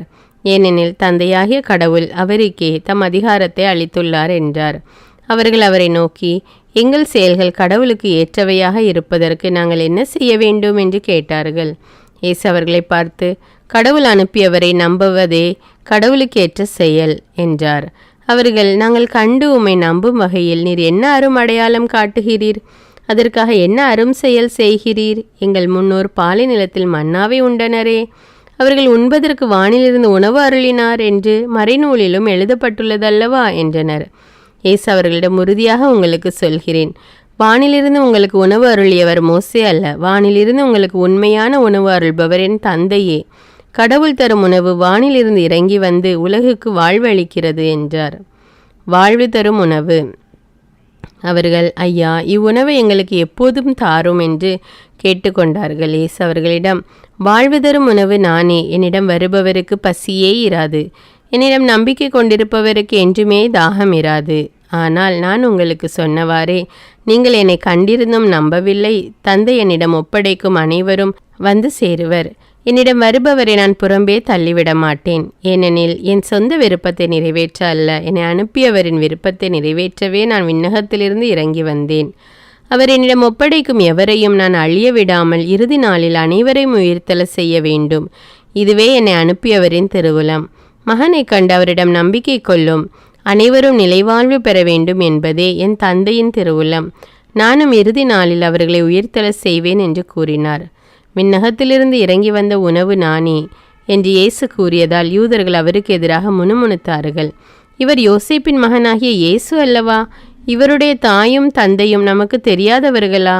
அப்படியிருக்க நான் விண்ணகத்திலிருந்து இறங்கி வந்தேன் என இவர் எப்படி சொல்லலாம் என்று பேசிக்கொண்டார்கள். இயேசு அவர்களை பார்த்து கூறியது, உங்களிடையே முணுமுணுக்க வேண்டாம். என்னை அனுப்பிய தந்தை ஈர்த்தால் ஒழிய எவரும் என்னிடம் வர இயலாது. என்னிடம் வருபவரை நானும் இறுதி நாளில் உயிர்த்தெழ செய்வேன். கடவுள் தாமே அனைவருக்கும் கற்றுத்தருவார் என இறைவாக்கு நூல்களில் எழுதியுள்ளது. தந்தைக்கு செவிசாய்த்து அவரிடமிருந்து கற்றுக்கொண்ட அனைவரும் என்னிடம் வருவர். கடவுள் தாமே கற்றுத்தருவார் என்பதிலிருந்து தந்தையை எவராவது கண்டுள்ளார் என்று பொருள் கொள்ளக்கூடாது. கடவுளிடமிருந்து வந்துள்ளவர் மட்டுமே கடவுளை கண்டுள்ளார். உறுதியாக உங்களுக்கு சொல்கிறேன், என்னை நம்புவோர் நிலை வாழ்வை கொண்டுள்ளனர். வாழ்வு தரும் உணவு நானே. உங்கள் முன்னோர் பாலை நிலத்தில் மன்னாவை உண்டபோதிலும் இறந்தனர். உண்பவரை இரவாமல் இருக்க செய்யும் உணவு விண்ணகத்திலிருந்து இறங்கி வந்த இந்த உணவே. மானிட மகனின் சதையும் இரத்தமும் உணவாதல். விண்ணகத்திலிருந்து இறங்கி வந்த வாழ்வு தரும் உணவு நானே. இந்த உணவை எவராவது உண்டால் அவர் என்றுமே வாழ்வார். எனது சதையை உணவாக கொடுக்கிறேன், அதை உலகு வாழ்வதற்காகவே கொடுக்கிறேன். நாம் உண்பதற்கு இவர் தமது சதையை எப்படி கொடுக்க இயலும் என்ற வாக்குவாதம் அவர்களிடையே எழுந்தது. இயேசு அவர்களிடம், உறுதியாக உங்களுக்கு சொல்கிறேன், மானிட மகனுடைய சதையை உண்டு அவருடைய இரத்தத்தை குடித்தால் ஒழிய நீங்கள் வாழ்வடைய மாட்டீர்கள். எனது சதையை உண்டு என் இரத்தத்தை குடிப்பவர் நிலைவாழ்வை கொண்டுள்ளார். நானும் அவரை இறுதி நாளில் உயிர்த்தெழ செய்வேன். எனது சதை உண்மையான உணவு, எனது இரத்தம் உண்மையான பானம். எனது சதையை உண்டு எனது இரத்தத்தை குடிப்போர் என்னோடு இணைந்திருப்பர், நானும் அவர்களோடு இணைந்திருப்பேன். வாழும் தந்தை என்னை அனுப்பினார், நானும் அவரால் வாழ்கிறேன். அதுபோல் என்னை உண்போரும் என்னால் வாழ்வர். விண்ணகத்திலிருந்து இறங்கி வந்த உணவு இதுவே. இது நம் முன்னோர் உண்ட உணவு போன்றது அல்ல. அதை உண்டவர்கள் இறந்து போனார்கள். இவ்வுணவை உண்போர் என்றும் வாழ்வர். சீடர் முணுமுணுத்தல். இயேசு கப்பர்நகூமிலுள்ள தொழுகை கூடத்தில் இவ்வாறு கற்பித்தார். அவருடைய சீடர் பலர் இதை கேட்டு, இதை ஏற்றுக்கொள்வது மிக கடினம், இப்பேச்சை இன்னும் கேட்டுக்கொண்டிருக்க முடியுமா என்று பேசிக்கொண்டனர்.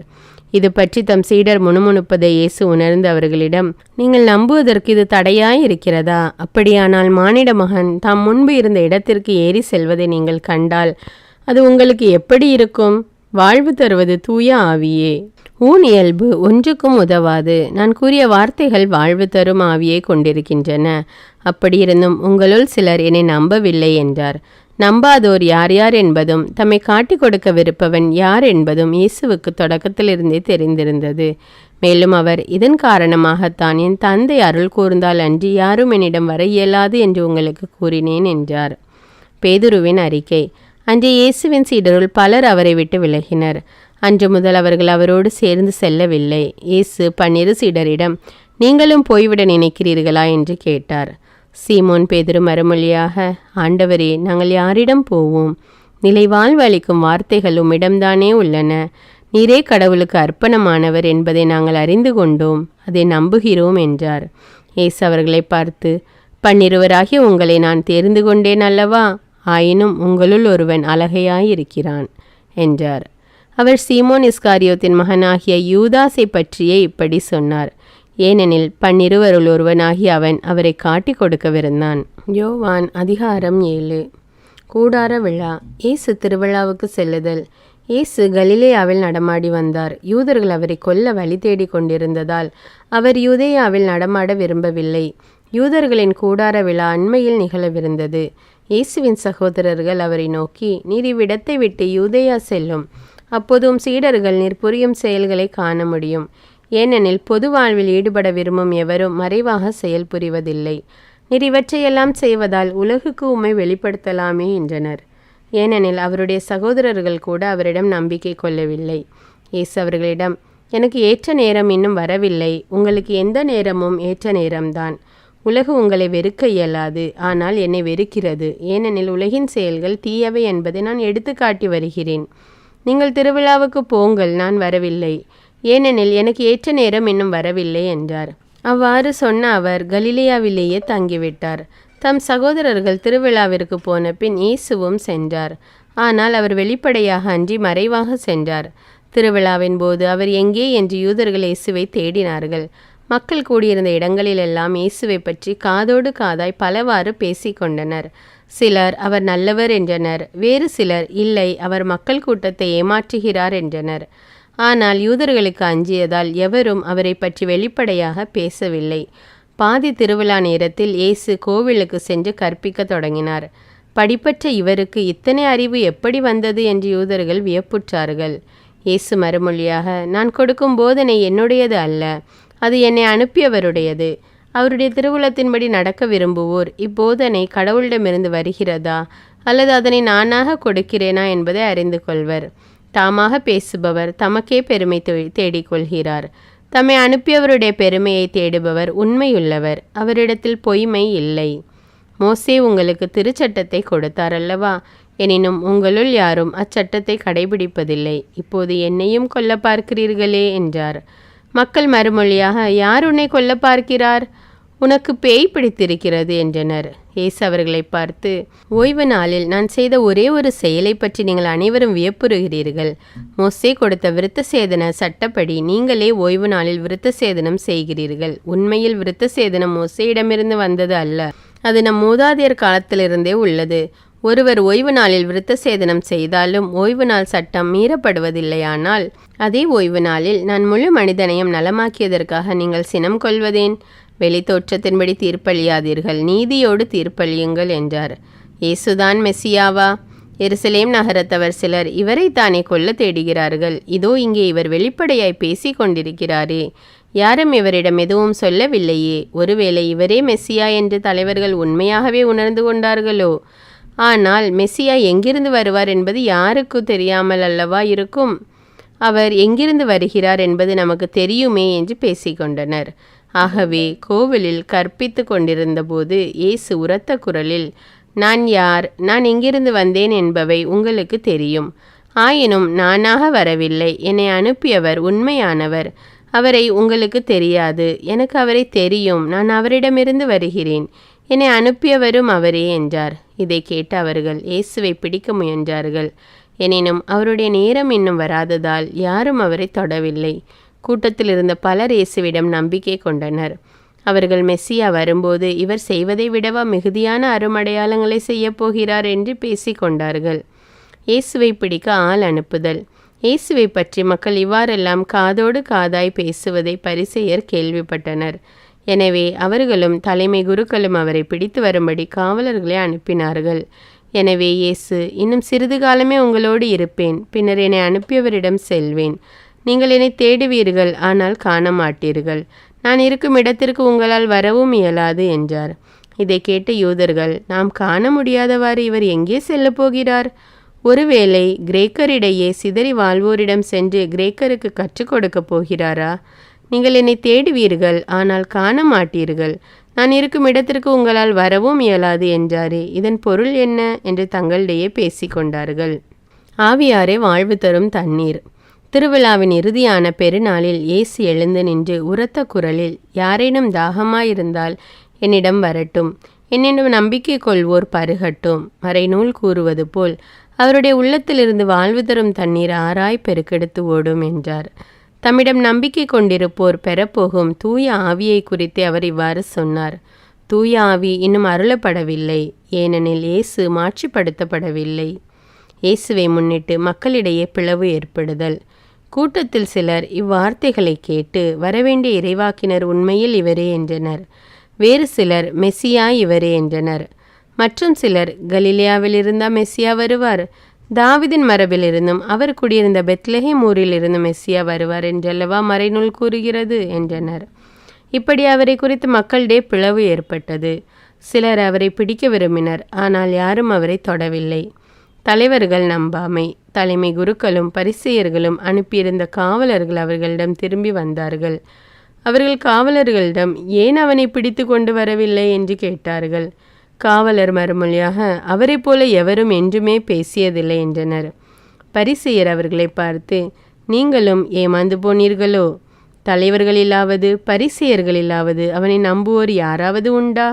இம்மக்கள் கூட்டத்துக்கு திருச்சட்டம் தெரியாது, இவர்கள் சபிக்கப்பட்டவர்கள் என்றனர். அங்கிருந்த பரிசேயருள் ஒருவர், நிக்கதேம், அவரே முன்பு ஒரு நாள் இயேசுவிடம் வந்தவர். அவர் அவர்களிடம், ஒருவரது வாக்குமூலத்தை கேளாது அவர் என்ன செய்தார் என்று அறியாது ஒருவருக்கு தீர்ப்பளிப்பது நமது சட்டப்படி முறையாகுமா என்று கேட்டார். அவர்கள் மறுமொழியாக, நீரும் கலிலேயரா என்ன? மறைநூலை துருவி ஆய்ந்து பாரும், அப்போது கலிலேயாவிலிருந்து இறைவாக்கினர் யாரும் தோன்றுவதில்லை என்பதை அறிந்து கொள்வீர் என்றார்கள். அவர்கள் ஒவ்வொருவரும் அவரவர் வீட்டுக்கு சென்றார்கள். யோவான் அதிகாரம் 8. விபச்சாரத்தில் பிடிப்பட்ட பெண். இயேசு ஒலிவமலைக்கு சென்றார். பொழுது விடிந்ததும் அவர் மீண்டும் கோவிலுக்கு வந்தார். அப்போது மக்கள் அனைவரும் அவரிடம் வந்தனர். அவரும் அங்கு அமர்ந்து அவர்களுக்கு கற்பித்தார். மறைநூல் அறிஞரும் பரிசேயரும் விபச்சாரத்தில் பிடிப்பட்ட ஒரு பெண்ணை கூட்டிக் கொண்டு வந்து நடுவில் நிறுத்தி, போதகரே, இப்பெண் விபச்சாரத்தில் கையும் மெய்யுமாக பிடிப்பட்டவள். இப்படிப்பட்டவர்களை கல்லால் எறிந்து கொள்ள வேண்டும் என்பது மோசே நமக்கு கொடுத்த திருச்சட்டத்தில் உள்ள கட்டளை. நீர் என்ன சொல்கிறீர் என்று கேட்டனர். அவர் மேல் குற்றம் சுமத்த ஏதாவது வேண்டும் என்பதற்காக அவர்கள் இவ்வாறு கேட்டு சோதித்தார்கள். இயேசு குனிந்து விரலால் தரையில் எழுதி கொண்டிருந்தார். ஆனால் அவர்கள் அவரை விடாமல் கேட்டுக்கொண்டிருந்ததால் அவர் நிமிர்ந்து பார்த்து, உங்களுள் பாவமில்லாதவர் முதலில் இப்பெண் மேல் கல் எறியட்டும் என்று அவர்களிடம் கூறினார். மீண்டும் குனிந்து தரையில் எழுதி கொண்டிருந்தார். அவர் சொன்னதை கேட்டதும் முதியோர் தொடங்கி ஒருவர் பின் ஒருவராக அவர்கள் யாவரும் அங்கிருந்து சென்று விட்டார்கள். இறுதியாக இயேசு மட்டுமே அங்கு இருந்தார். அப்பெண்ணும் அங்கேயே நின்று கொண்டிருந்தார். இயேசு நிமிர்ந்து பார்த்து, அம்மா, அவர்கள் எங்கே? நீர் குற்றவாளி என்று எவரும் தீர்ப்பிடவில்லையா என்று கேட்டார். அவர், இல்லை ஐயா என்றார். இயேசு அவரிடம், நானும் தீர்ப்பு அளிக்கவில்லை, நீர் போகலாம், இனி பாவம் செய்யாதீர் என்றார். மீண்டும் இயேசு மக்களை பார்த்து, உலகின் ஒளி நானே, என்னை பின்தொடர்பவர் இருளில் நடக்க மாட்டார், வாழ்வுக்கு வழிகாட்டும் ஒளியை கொண்டிருப்பார் என்றார். பரிசேயர் அவரிடம், உம்மை பற்றி நீரே சான்று பகர்கிறீர், சான்று செல்லாது என்றனர். அதற்கு இயேசு, என்னை பற்றி நானே சான்று பகர்ந்தாலும் என் சான்று செல்லும். ஏனெனில் நான் எங்கிருந்து வந்தேன், எங்கு செல்கிறேன் என்பது எனக்கு தெரியும். நான் எங்கிருந்து வருகிறேன், எங்கு செல்கிறேன் என்பது உங்களுக்கு தெரியாது. நீங்கள் உலகப் போக்கின்படி தீர்ப்பளிக்கிறீர்கள். நான் யாருக்கும் தீர்ப்பளிப்பதில்லை. ஆனால் நான் தீர்ப்பு வழங்கினால் அத்தீர்ப்பு செல்லும். ஏனெனில் நான் தனியாக தீர்ப்பு வழங்குவதில்லை. என்னை அனுப்பிய தந்தையும் என்னோடு இருக்கிறார். இருவருடைய சான்று செல்லும் என்று உங்கள் சட்டத்தில் எழுதியுள்ளது அல்லவா? என்னை பற்றி நானும் சான்று பகர்கிறேன், என்னை அனுப்பிய தந்தையும் சான்று பகர்கிறார் என்றார். அப்போது அவர்கள், தந்தை எங்கே இருக்கிறார் என்று கேட்டார்கள். இயேசு மறுமொழியாக, உங்களுக்கு என்னையும் தெரியாது, என் தந்தையையும் தெரியாது. என்னை உங்களுக்கு தெரிந்திருந்தால் ஒருவேளை என் தந்தையையும் தெரிந்திருக்கும் என்றார். கோவிலில் காணிக்கை பெட்டி அருகில் இருந்து இயேசு கற்பித்து கொண்டிருந்த போது இவ்வாறு சொன்னார். அவரது நேரம் இன்னும் வராததால் யாரும் அவரை பிடிக்கவில்லை. இயேசு மீண்டும் அவர்களிடம், நான் போன பின் நீங்கள் என்னை தேடுவீர்கள். நான் போகும் இடத்திற்கு உங்களால் வர இயலாது. நீங்கள் பாவிகளாகவே சாவீர்கள் என்றார். யூதர்கள், நான் போகும் இடத்திற்கு உங்களால் வர இயலாது என்று சொல்கிறாரே, ஒருவேளை தற்கொலை செய்து கொள்ளப் போகிறாரோ என்று பேசிக்கொண்டார்கள். இயேசு அவர்களிடம், நீங்கள் கீழிருந்து வந்தவர்கள், நான் மேலிருந்து வந்தவன். நீங்கள் இவ்வுலகை சார்ந்தவர்கள், ஆனால் நான் இவ்வுலகை சார்ந்தவன் அல்ல. ஆகவேதான் நீங்கள் பாவிகளாகவே சாவீர்கள் என்று உங்களிடம் சொன்னேன். இருக்கிறவர் நானே என்பதை நீங்கள் நம்பாவிடில் நீங்கள் பாவிகளாய் சாவீர்கள் என்றார். அவர்கள், நீர் யார் என்று அவரிடம் கேட்டார்கள். அவர், நான் யார் என்று தொடக்கத்திலிருந்தே சொல்லி வந்துள்ளேன். உங்களை பற்றி பேசுவதற்கும் தீர்ப்பிடுவதற்கும் பல உண்டு. ஆனால் என்னை அனுப்பியவர் உண்மையானவர். நானும் அவரிடமிருந்து கேட்டவற்றையே உலகுக்கு எடுத்துரைக்கிறேன் என்றார். தந்தையை பற்றி அவர் பேசினார் என்பதை அவர்கள் உணர்ந்து கொள்ளவில்லை. இயேசு அவர்களிடம், நீங்கள் மானிட மகனை உயர்த்திய பின்பு இருக்கிறவர் நானே. நானாக எதையும் செய்வதில்லை, மாறாக தந்தை கற்று தந்ததையே நான் எடுத்துரைக்கிறேன் என்பதை அறிந்து கொள்வீர்கள். என்னை அனுப்பியவர் என்னோடு இருக்கிறார். அவர் என்னை தனியாக விட்டுவிடுவதில்லை. நானும் அவருக்கு உகந்தவற்றையே எப்போதும் செய்கிறேன் என்றார். அவர் இவற்றை சொன்னபோது பலர் அவரிடம் நம்பிக்கை கொண்டனர். யூதரும் அப்ரஹாமும். இயேசு தம்மை நம்பிய யூதர்களை நோக்கி, என் வார்த்தைகளை நீங்கள் தொடர்ந்து கடைபிடித்து வந்தால் உண்மையில் என் சீடர்களாய் இருப்பீர்கள். உண்மையை அறிந்தவர்களாயும் இருப்பீர்கள். உண்மை உங்களுக்கு விடுதலை அளிக்கும் என்றார். யூதர்கள் அவரை பார்த்து, உங்களுக்கு விடுதலை கிடைக்கும் என நீர் எப்படி சொல்லலாம்? நாங்கள் யாருக்கும் ஒருபோதும் அடிமைகளாய் இருந்ததில்லை. நாங்கள் அப்ரஹாமின் வழிமரபினராயிற்றே என்றார்கள். அதற்கு இயேசு, பாவம் செய்யும் எவரும் பாவத்திற்கு அடிமை என உறுதியாக உங்களுக்கு சொல்கிறேன். வீட்டில் அடிமைக்கு நிலையான இடம் இல்லை. மகனுக்கு அங்கு என்றென்றும் இடம் உண்டு. மகன் உங்களுக்கு விடுதலை அளித்தால் நீங்கள் உண்மையிலேயே விடுதலை பெற்றவர்களாய் இருப்பீர்கள். நீங்கள் அப்ரஹாமின் வழிமரபினர் என்பது எனக்கு தெரியும். ஆனால் என் வார்த்தை உங்கள் உள்ளத்தில் இடம்பெறாததால் நீங்கள் என்னை கொல்ல முயலுகிறீர்கள். நான் என் தந்தையிடம் கண்டதை சொல்கிறேன். நீங்கள் உங்கள் தந்தையிடமிருந்து கேட்டதை செய்கிறீர்கள் என்றார். அவர்கள் அவரை பார்த்து, அப்ரஹாமே எங்கள் தந்தை என்றார்கள். இயேசு அவர்களிடம், நீங்கள் அப்ரஹாமின் மக்கள் என்றால் அவரை போல செயல்படுவீர்கள். ஆனால் கடவுளிடமிருந்து கேட்டறிந்த உண்மையை உங்களுக்கு எடுத்துரைத்த என்னை நீங்கள் கொல்ல முயலுகிறீர்கள். அப்ரஹாம் இப்படி செய்யவில்லையே. நீங்கள் உங்கள் தந்தையைப் போல செயல்படுகிறீர்கள் என்றார். யூதரும் சாத்தானும். அவர்கள், நாங்கள் பரத்தமையால் பிறந்தவர்கள் அல்ல. எங்களுக்கு ஒரே தந்தை உண்டு, கடவுளே அவர் என்றார்கள். இயேசு அவர்களிடம் கூறியது, கடவுள் உங்கள் தந்தை எனில் நீங்கள் என்மேல் அன்பு கொள்வீர்கள். நான் கடவுளிடமிருந்தே இங்கு வந்துள்ளேன். நானாக வரவில்லை, அவரே என்னை அனுப்பினார். நான் சொல்வதற்கு செவிசாய்க்க உங்களால் இயலவில்லை. எனவேதான் நான் சொல்வதை நீங்கள் கண்டுணர்வதில்லை. சாத்தானே உங்களுக்கு தந்தை. உங்கள் தந்தையின் ஆசைப்படி நடப்பதே உங்கள் விருப்பம். தொடக்கம் முதல் அவன் ஒரு கொலையாளி. அவனிடம் உண்மை இல்லாததால் அவன் உண்மையை சார்ந்து நிற்கவில்லை.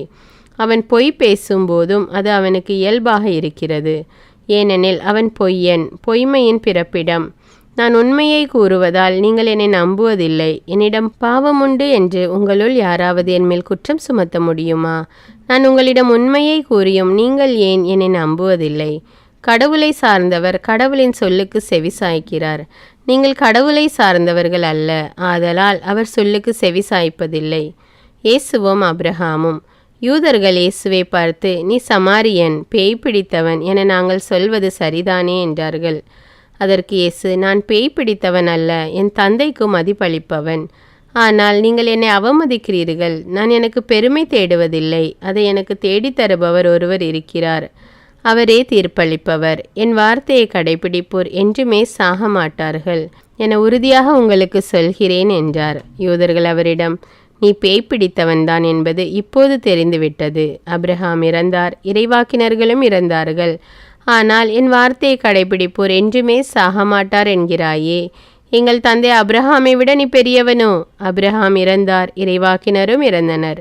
நீ யாரென்று நினைத்து கொண்டிருக்கிறாய் என்றார்கள். இயேசு மறுமொழியாக, நானே என்னை பெருமைப்படுத்தினால் அது எனக்கு பெருமை இல்லை. என்னை பெருமைப்படுத்துபவர் என் தந்தை. அவரையே நீங்கள் உங்கள் தந்தை என்றும் சொல்கிறீர்கள். ஆனால் அவரை உங்களுக்கு தெரியாது, எனக்கு தெரியும். எனக்கு அவரை தெரியாது என நான் சொன்னால் உங்களைப் போல நானும் பொய்யனாவேன். அவரை எனக்கு தெரியும், அவருடைய வார்த்தையையும் நான் கடைபிடிக்கிறேன். உங்கள் தந்தை அப்ரஹாம் நான் வரும் காலத்தை காண முடியும் என்பதை முன்னிட்டு பேருவகை கொண்டார். அதனை கண்டபோது மகிழ்ச்சியும் கொண்டார் என்றார். யூதர்கள் அவரை நோக்கி, உனக்கு இன்னும் 50 வயது கூட ஆகவில்லை, நீ அப்ரஹாமை கண்டிருக்கிறாயா என்று கேட்டார்கள். இயேசு அவர்களிடம், அப்ரஹாம் பிறப்பதற்கு முன்பே நான் இருக்கிறேன் என உறுதியாக உங்களுக்கு சொல்கிறேன் என்றார். இதை கேட்ட அவர்கள் அவர் மேல் எரிய கற்களை எடுத்தார்கள். ஆனால் இயேசு மறைவாக நழுவி கோவிலிலிருந்து வெளியேறினார். யோவான் அதிகாரம் 9. பிறவியிலேயே பார்வையற்றவர் பார்வை பெறுதல். இயேசு சென்று கொண்டிருக்கும்போது பிறவியிலேயே பார்வையற்ற ஒருவரை கண்டார். ரபி, இவர் பார்வையற்றவராய் பிறக்க காரணம் இவர் செய்த பாவமா, இவர் பெற்றோர் செய்த பாவமா என்று இயேசுவின் சீடர்கள் அவரிடம் கேட்டார்கள். அவர் மறுமொழியாக, இவர் செய்த பாவமும் அல்ல, இவர் பெற்றோர் செய்த பாவமும் அல்ல. கடவுளின் செயல் இவர் வழியாக வெளிப்படும் பொருட்டே இப்படி பிறந்தார். பகலாயிருக்கும் வரை என்னை அனுப்பியவரின் செயலை நாம் செய்ய வேண்டியிருக்கிறது. இரவு வருகிறது, அப்போது யாரும் செயலாற்ற இயலாது. நான் உலகில் இருக்கும் வரை நானே உலகின் ஒளி என்றார். இவ்வாறு கூறிய பின் அவர் தரையில் உமிழ்ந்து உமிழ்நீரால் சேறு உண்டாக்கி அச்சேற்றை பார்வையற்றவருடைய கண்களில் பூசி, நீர் சிலோவாம் குளத்துக்கு போய் கண்களை கழுவும் என்றார். சிலோவாம் என்பதற்கு அனுப்பப்பட்டவர் என்பது பொருள். அவரும் போய் கழுவி பார்வை பெற்று திரும்பி வந்தார். அக்கம் பக்கத்தாரும் அவர் பிச்சை எடுத்து கொண்டிருந்ததை முன்பு பார்த்திருந்தோரும், இங்கே அமர்ந்து பிச்சை எடுத்து கொண்டிருந்தவர் இவர் அல்லவா என்று பேசிக்கொண்டனர். சிலர் அவரே என்றனர். வேறு சிலர் அவர் அல்ல, அவரை போல் இவரும் இருக்கிறார் என்றனர். ஆனால் பார்வை பெற்றவர் நான் தான் அவன் என்றார். அவர்கள் உமக்கு எப்படி பார்வை கிடைத்தது என்று அவரிடம் கேட்டார்கள். அவர் அவர்களை பார்த்து, இயேசு எனப்படும் மனிதர் சேறு உண்டாக்கி என் கண்களில் பூசி, சிலோவாம் குளத்துக்கு போய் கண்களை கழுவும் என்றார். நானும் போய் கழுவினேன், பார்வை கிடைத்தது என்றார். அவர் எங்கே என்று அவர்கள் கேட்டார்கள். பார்வை பெற்றவர் எனக்கு தெரியாது என்றார். பரிசேயரின் கேள்வி கணைகள். முன்பு பார்வையற்றவராயிருந்த அவரை அவர்கள் பரிசேயரிடம் கூட்டி வந்தார்கள். இயேசு சேறு உண்டாக்கி அவருக்கு பார்வை அளித்த நாள் ஒரு ஓய்வு நாள். எனவே எப்படி பார்வை பெற்றாய் என்னும் அதே கேள்வியை பரிசேயரும் கேட்டனர். அதற்கு அவர், இயேசு என் கண்களில் சேறு பூசினார், பின் நான் கண்களை கழுவினேன். இப்போது என்னால் பார்க்க முடிகிறது என்றார். பரிசேயருள் சிலர், ஓய்வு நாள் சட்டத்தை கடைபிடிக்காத இந்த ஆள் கடவுளிடமிருந்து வந்திருக்க முடியாது என்று பேசிக்கொண்டனர். ஆனால் வேறு சிலர், பாவியான ஒரு மனிதரால் இத்தகைய அரும் அடையாளங்களை செய்ய இயலுமா என்று கேட்டனர். இவ்வாறு அவர்களுடைய பிளவு ஏற்பட்டது. அவர்கள் பார்வையற்றிருந்தவரிடம், உனக்கு பார்வை அளித்த அந்த ஆளை குறித்து நீ என்ன சொல்கிறாய் என்று மீண்டும் கேட்டனர். அவர் ஒரு இறைவாக்கினர் என்றார் பார்வை பெற்றவர். அவர் பார்வையற்றிருந்து இப்போது பார்வை பெற்றுள்ளார் என்பதை அவருடைய பெற்றோரை கூப்பிட்டு கேட்கும் வரை யூதர்கள் நம்பவில்லை. பிறவியிலேயே பார்வையற்றிருந்தான் என நீங்கள் கூறும் உங்கள் மகன் இவன்தானா? இப்போது இவனுக்கு எப்படி கண் தெரிகிறது என்று கேட்டார்கள். அவருடைய பெற்றோர் மறுமொழியாக, இவன் எங்களுடைய மகன்தான், இவன் பிறவியிலேயே பார்வையற்றவன்தான். ஆனால் இப்போது எப்படி அவனுக்கு கண் தெரிகிறது என்பதோ, யார் அவனுக்கு பார்வை அளித்தார் என்பதோ எங்களுக்கு தெரியாது. அவனிடமே கேளுங்கள். அவன் வயது வந்தவன் தானே, நடந்ததை அவனே சொல்லட்டும் என்றனர். யூதர்களுக்கு அஞ்சியதால் தான் அவருடைய பெற்றோர் இப்படி கூறினர்.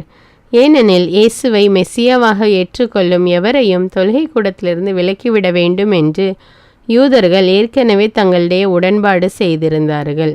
அதனால் அவருடைய பெற்றோர், அவன் வயது வந்தவன் தானே, அவனிடமே கேட்டுக்கொள்ளுங்கள் என்றனர்.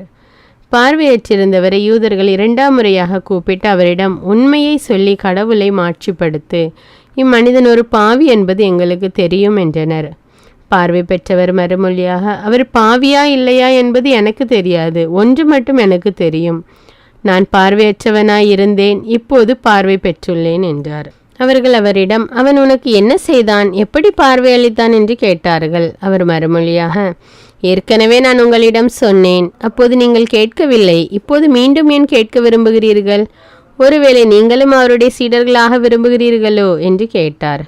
அவர்கள் அவரை பழித்து, நீ அந்த ஆளுடைய சீடனாக இரு, நாங்கள் மோசேயின் சீடர்கள், மோசேயோடு கடவுள் பேசினார் என்பது எங்களுக்கு தெரியும், இவன் எங்கிருந்து வந்தான் என்பதே தெரியாது என்றார்கள். அதற்கு அவர், இது வியப்பாய் இல்லையா, எனக்கு பார்வை அளித்திருக்கிறார், அப்படி இருந்தும் அவர் எங்கிருந்து வந்தவர் என தெரியாது என்கிறீர்களே.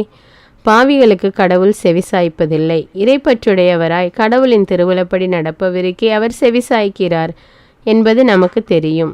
பிறவியிலேயே பார்வையற்றிருந்த ஒருவர் பார்வை பெற்றதாக வரலாறே இல்லையே. இவர் கடவுளிடமிருந்து வராதவர் என்றால் இவரால் எதுவுமே செய்திருக்க இயலாது என்றார்.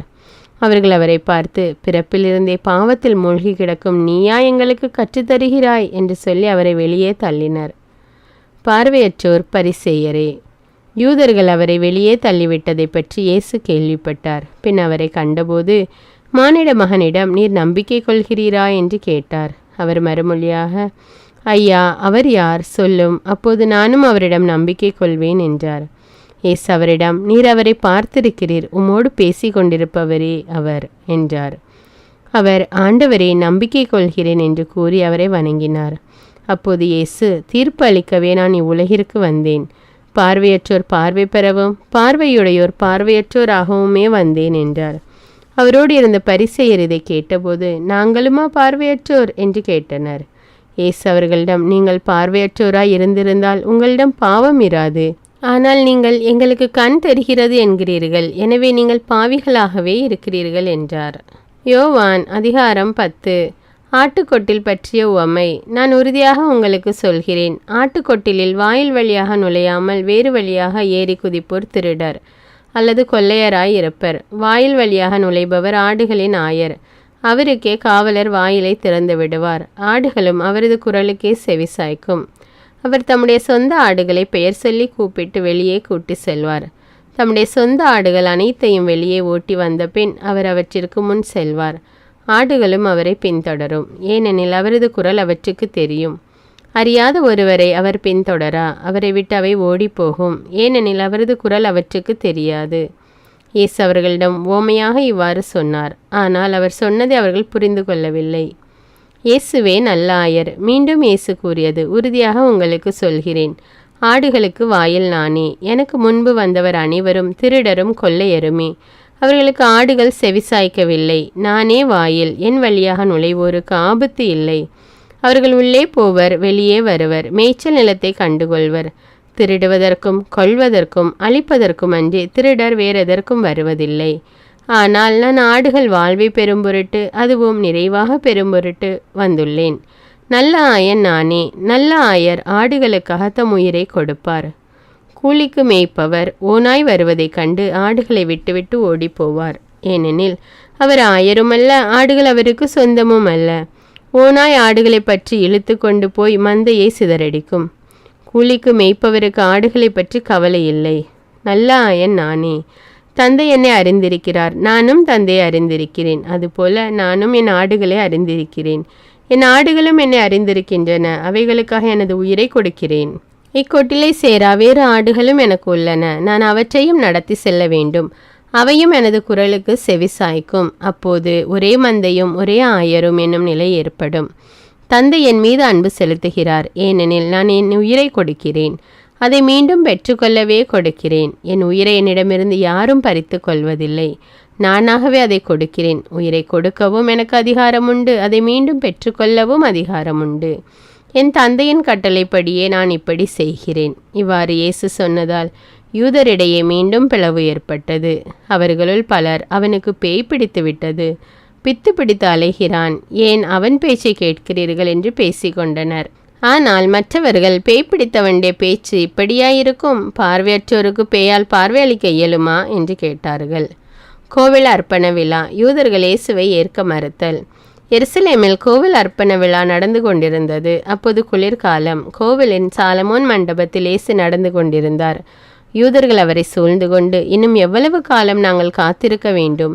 நீர் மெஸ்ஸியாவானால் அதை எங்களிடம் வெளிப்படையாக சொல்லிவிடும் என்று கேட்டார்கள். இயேசு மறுமொழியாக, நான் உங்களிடம் சொன்னேன், நீங்கள் தான் நம்பவில்லை. என் தந்தையின் பெயரால் நான் செய்யும் செயல்களே எனக்கு சான்றாக அமைகின்றன. ஆனால் நீங்கள் நம்பாமல் இருக்கிறீர்கள். ஏனெனில் நீங்கள் என் மந்தையை சேர்ந்தவர்கள் அல்ல. என் ஆடுகள் எனது குரலுக்கு செவி சாய்க்கின்றன. எனக்கும் அவற்றை தெரியும். அவையும் என்னை பின்தொடர்கின்றன. நான் அவற்றிற்கு நிலைவாழ்வை அளிக்கிறேன். அவை என்றுமே அழியா. அவற்றை எனது கையிலிருந்து யாரும் பறித்து கொள்ள மாட்டார். அவற்றை எனக்கு அளித்த என் தந்தை அனைவரையும் விட பெரியவர். அவற்றை என் தந்தையின் கையிலிருந்து யாரும் பறித்து கொள்ள இயலாது. நானும் தந்தையும் ஒன்றாயிருக்கிறோம் என்றார். அவர் மேல் ஏறிய யூதர்கள் மீண்டும் கற்களை எடுத்தனர். இயேசு அவர்களை பார்த்து, தந்தையின் சொற்படி பல நற்செயல்களை உங்கள் முன் செய்து காட்டியிருக்கிறேன். அவற்றுள் எச்செயலுக்காக என்மேல் கல்லெறிய பார்க்கிறீர்கள் என்று கேட்டார். யூதர்கள் மறுமொழியாக, நற்செயலுக்காக அல்ல, இறைவனை பழித்துரைத்ததற்காகவே உன்மேல் கல்லெறிகிறோம்.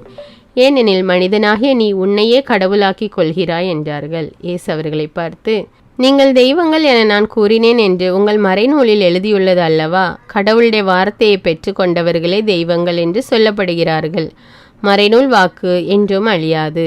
அப்படியானால் தந்தையால் அர்ப்பணிக்கப்பட்டு அவரால் உலகுக்கு அனுப்பப்பட்ட நான் என்னை இறைமகன் என்று சொல்லி கொண்டதற்காக இறைவனை பழித்துரைக்கிறாய் என நீங்கள் எப்படி சொல்லலாம்?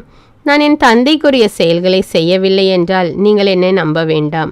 ஆனால் நான் அவற்றை செய்தால் என்னை நம்பாவிடினும் என் செயல்களையாவது நம்புங்கள். அதன் மூலம் தந்தை என்னுள்ளும் நான் அவருள்ளும் இருப்பதை அறிந்துணர்வீர்கள் என்றார்.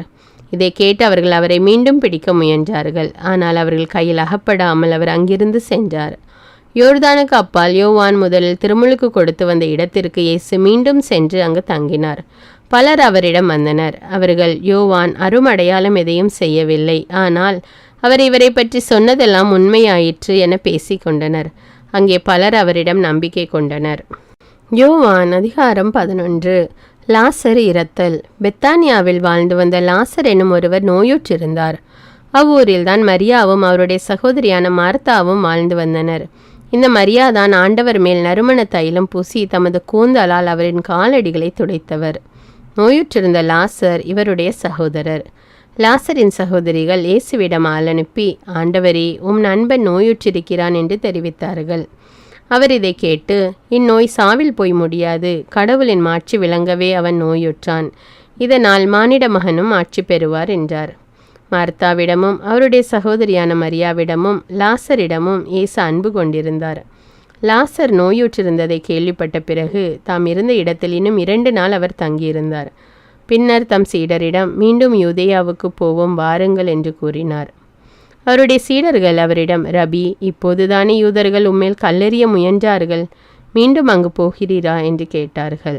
இயேசு மறுமொழியாக, பகலுக்கு 12 மணி நேரம் உண்டு அல்லவா? பகலில் நடப்பவர் இடறி விழுவதில்லை, ஏனெனில் பகல் ஒளியில் பார்க்க முடிகிறது. ஆனால் இரவில் நடப்பவர் இடறி விழுவார், ஏனெனில் அப்போது ஒளி இல்லை என்றார்.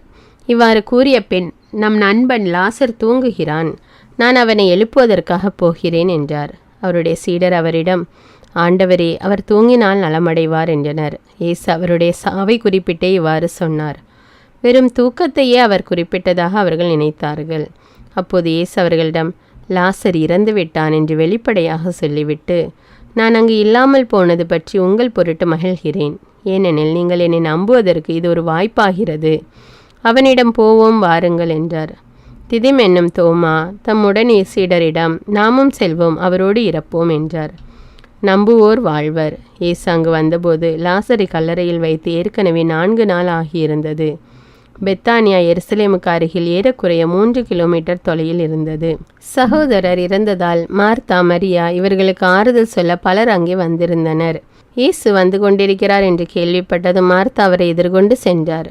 மரியா வீட்டில் இருந்து விட்டார். மார்த்தா இயேசுவை நோக்கி, ஆண்டவரே, நீர் இங்கே இருந்திருந்தால் என் சகோதரன் இறந்திருக்க மாட்டான். இப்போது கூட நீர் கடவுளிடம் கேட்பதையெல்லாம் அவர் உமக்கு கொடுப்பார் என்பது எனக்கு தெரியும் என்றார். இயேசு அவரிடம், உன் சகோதரன் உயிர்த்தெழுவான் என்றார். மார்த்தா அவரிடம், இறுதி நாள் உயிர்த்தெழுதலின் போது அவனும் உயிர்த்தெழுவான் என்பது எனக்கு தெரியும் என்றார். இயேசு அவரிடம், உயிர்த்தெழுதலும் வாழ்வும் நானே. என்னிடம் நம்பிக்கை கொள்பவர் இறப்பினும் வாழ்வர். உயிரோடு இருக்கும்போது என்னிடம் நம்பிக்கை கொள்ளும் எவரும் என்றுமே சாக மாட்டார். இதை நீ நம்புகிறாயா என்று கேட்டார்.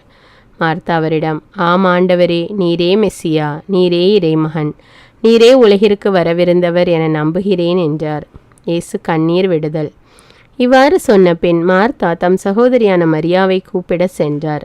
அவரிடம் போதகர் வந்துவிட்டார், உன்னை அழைக்கிறார் என்று காதோடு காதாய் சொன்னார். இதை கேட்டதும் மரியா விரைந்தெழுந்து இயேசுவிடம் சென்றார். இயேசு அதுவரையிலும் ஊருக்குள் வரவில்லை. மார்த்தா தம்மை சந்தித்த இடத்திலேயே இன்னும் இருந்தார். வீட்டில் மரியாவுக்கு ஆறுதல் சொல்லி கொண்டிருந்த யூதர்கள் அவர் விரைந்தெழுந்து வெளியே செல்வதைக் கண்டு அவர் அழுவதற்காக கல்லறைக்கு போகிறார் என்று எண்ணி அவர் பின்னே சென்றார்கள். இயேசு இருந்த இடத்திற்கு மரியா வந்து அவரை கண்டதும் அவர் காலில் விழுந்து, ஆண்டவரே, நீர் இங்கே இருந்திருந்தால் என் சகோதரன் இறந்திருக்க மாட்டான் என்றார். மரியா அழுவதையும் அவரோடு வந்த யூதர்கள் அழுவதையும் கண்டபோது இயேசு உள்ளம் குமுறி கலங்கி, அவனை எங்கே வைத்தீர்கள் என்று கேட்டார். அவர்கள் அவரிடம், ஆண்டவரே, வந்து பாரும் என்றார்கள். அப்போது இயேசு கண்ணீர் விட்டு அழுதார். அதை கண்ட யூதர்கள், பாருங்கள், லாசர் மேல் இவருக்கு எத்தனை அன்பு என்று பேசிக்கொண்டார்கள். ஆனால் அவர்களுள் சிலர், பார்வையற்றவருக்கு பார்வையளித்த இவரை சாகாமல் இருக்க செய்ய இயலவில்லையா என்று கேட்டனர். லாசர் உயிர் பெறுதல். இயேசு மீண்டும் உள்ளம் குமுறியவராய் கல்லறைக்கு அருகில் சென்றார். அது ஒரு குகை. அதை ஒரு கல் மூடியிருந்தது. கல்லை அகற்றிவிடுங்கள் என்றார் இயேசு. இறந்து போனவரின் சகோதரியான மார்த்தா அவரிடம், ஆண்டவரே, 4 நாள் ஆயிற்று, நாற்றம் அடிக்குமே என்றார். இயேசு அவரிடம், நீ நம்பினால் கடவுளின் மாட்சிமையை காண்பாய் என நான் உன்னிடம் கூறவில்லையா என்று கேட்டார். அப்போது அவர்கள் கல்லை அகற்றினார்கள். இயேசு அண்ணாந்து பார்த்து, தந்தையே, நீர் என் வேண்டுதலுக்கு செவிசாய்த்ததற்காக உமக்கு நன்றி கூறுகிறேன். நீர் எப்போதும் என் வேண்டுதலுக்கு செவிசாய்க்கிறீர் என்பது எனக்கு தெரியும். எனினும் நீர் என்னை அனுப்பினீர் என்று சூழ்ந்து நிற்கும் இக்கூட்டம் நம்பும் பொருட்டே இப்படி சொன்னேன் என்று கூறினார். இவ்வாறு சொன்ன பின் இயேசு உரத்த குரலில், லாசரே, வெளியே வா என்று கூப்பிட்டார். இறந்தவர் உயிரோடு வெளியே வந்தார். அவருடைய கால்களும் கைகளும் துணியால் சுற்றப்பட்டிருந்தன. முகத்தில் துணி சுற்றப்பட்டிருந்தது. கட்டுகளை அவிழ்த்து அவனை போக விடுங்கள் என்று இயேசு அவர்களிடம் கூறினார். இயேசுவை கொலை செய்ய திட்டம். மரியாவிடம் வந்திருந்த யூதர் பலர் இயேசு செய்ததை கண்டு அவரை நம்பினர். ஆனால் அவர்களுள் சிலர் பரிசேயரிடம் சென்று இயேசு செய்ததை தெரிவித்தனர். தலைமை குருக்களும் பரிசேயரும் தலைமை சங்கத்தை கூட்டி, இந்த ஆள் பல அரும் அடையாளங்களை செய்து கொண்டிருக்கிறானே, என்ன செய்யலாம்? இவனை இப்படியே விட்டுவிட்டால் அனைவரும் இவனிடம் நம்பிக்கை கொள்வர். அப்போது உரோமையர் வந்து நம் தூய இடத்தையும் நம் இனத்தையும் அழித்து விடுவார்களே என்று பேசிக்கொண்டனர். கயபா என்பவர் அவர்களுள் ஒருவர். அவர் அவ்வாண்டின் தலைமை குருவாய் இருந்தார். அவர் அவர்களிடம், உங்களுக்கு ஒன்றும் தெரியவில்லை. இனம் முழுவதும் அழிந்து போவதை விட ஒரு மனிதன் மட்டும் மக்களுக்காக இறப்பது நல்லது என்பதை நீங்கள் உணரவில்லை என்று சொன்னார். இதை அவர் தாமாக சொல்லவில்லை. அவர் அவ்வாண்டின் தலைமை குருவாய் இருந்ததால் இயேசு தம் இனத்திற்காக மட்டுமின்றி சிதறி வாழ்ந்த கடவுளின் பிள்ளைகளை ஒன்றாய் சேர்க்கும் நோக்குடன் அவர்களுக்காகவும் இறக்கப் போகிறார் என்று இறைவாக்காக சொன்னார். ஆகவே அன்றிலிருந்தே அவர்கள் இயேசுவை கொன்றுவிட திட்டம் தீட்டினார்கள். அது முதல் இயேசு யூதரிடையே வெளிப்படையாக நடமாடவில்லை. அவர் அவ்விடத்து நின்று அகன்று பாலைநிலத்திற்கு அருகிலுள்ள பகுதிக்கு போனார். அங்கே எப்ராயிம் என்னும் ஊரில் தம் சீடருடன் தங்கியிருந்தார். இறுதி பாஸ்கா விழா. யூதர்களுடைய பாஸ்கா விழா அண்மையில் நிகழவிருந்தது. விழாவுக்கு முன் தங்கள் தூய்மை சடங்குகளை நிறைவேற்ற பலர் நாட்டுப்புறங்களிலிருந்து எருசலேமுக்கு சென்றனர். அங்கே அவர்கள் இயேசுவை தேடினார்கள். அவர் திருவிழாவுக்கு வரவே மாட்டாரா? நீங்கள் என்ன நினைக்கிறீர்கள் என்று கோவிலில் நின்று கொண்டிருந்தவர்கள் தங்களிடையே பேசி கொண்டார்கள். ஏனெனில் தலைமை குருக்களும் பரிசேயர்களும் இயேசுவை பிடிக்க எண்ணி அவர் இருக்கும் இடம் யாருக்காவது தெரிந்தால் தங்களிடம் வந்து அறிவிக்க வேண்டும் என்று கட்டளையிட்டிருந்தார்கள். யோவான் அதிகாரம் 12. நறுமண தைலம் பூசுதல். பாஸ்கா விழாவுக்கு 6 நாளுக்கு முன்பு இயேசு பெத்தானியாவுக்கு சென்றார். அங்குதான் இயேசு லாசரை உயிர்த்தெழ செய்தார். அங்கு அவருக்கு விருந்து அளிக்கப்பட்டது. மார்த்தா உணவு பரிமாறினார். இயேசுவோடு பந்தில் அமர்ந்திருந்தவர்களுடன் லாசரும் இருந்தார். மரியா இலாமிச்சை என்னும் களப்பற்ற விலை உயர்ந்த நறுமண தைலம் ஏறக்குறைய 320 கிராம் கொண்டு வந்து இயேசுவின் காலடிகளில் பூசி அதனை தமது கூந்தலால் துடைத்தார். தைலத்தின் நறுமணம் வீடெங்கும் கமழ்ந்தது. இயேசுவின் சீடருள் ஒருவனும் அவரை காட்டி கொடுக்க இருந்தவனுமான யூதாசு இஸ்காரியோத்து இந்த தைலத்தை 300 தெனாரியத்துக்கு விற்று அப்பணத்தை ஏழைகளுக்கு கொடுத்திருக்க கூடாதா என்று கேட்டான். ஏழைகள் பால் கொண்டிருந்த அக்கறையினால் அல்ல, மாறாக அவன் ஒரு திருடனாய் இருந்ததால் தான் இப்படி கேட்டான். பணப்பை அவனிடம் இருந்தது. அதில் போடப்பட்ட பணத்திலிருந்து அவன் எடுத்துக்கொள்வதுண்டு. அப்போது இயேசு, மரியாவை தடுக்காதீர்கள், என் அடக்க நாளை முன்னிட்டு அவர் இதை செய்யட்டும். ஏழைகள் உங்களோடு என்றும் இருக்கிறார்கள், ஆனால் நான் உங்களோடு என்றும் இருக்கப் போவதில்லை என்றார். லாசரை கொலை செய்ய திட்டம். இயேசு அங்கு இருப்பதை அறிந்த யூதர்கள் பெருந்திரளாய் வந்தார்கள். அவர்கள் இயேசுவை முன்னிட்டு மட்டுமல்ல, அவர் உயிர்த்தலை செய்திருந்த லாசரை காண்பதற்காகவும் வந்தார்கள். ஆதலால் தலைமை குருக்கள் லாசரையும் கொன்றுவிட திட்டமிட்டார்கள். ஏனெனில் லாசரின் காரணமாக யூதர்களிடமிருந்து பலர் விலகி இயேசுவிடம் நம்பிக்கை கொண்டனர். இயேசு வெற்றி ஆர்ப்பரிப்போடு எருசலேமில் நுழைதல். மறுநாள் திருவிழாவுக்கு பெருந்திரளாய் வந்திருந்த மக்கள் இயேசு எருசலேமுக்கு வருகிறார் என்று கேள்வியுற்று குருத்தோலைகளை பிடித்து கொண்டு அவருக்கு எதிர்கொண்டு போய், ஓசன்னா, ஆண்டவரின் பெயரால் வருகிறவர் போற்ற பெறுக, இஸ்ரேலின் அரசர் போற்ற பெறுக என்று சொல்லி ஆர்ப்பரித்தனர். இயேசு ஒரு கழுதை குட்டியை கண்டு அதன் மேல் ஏறி அமர்ந்தார்.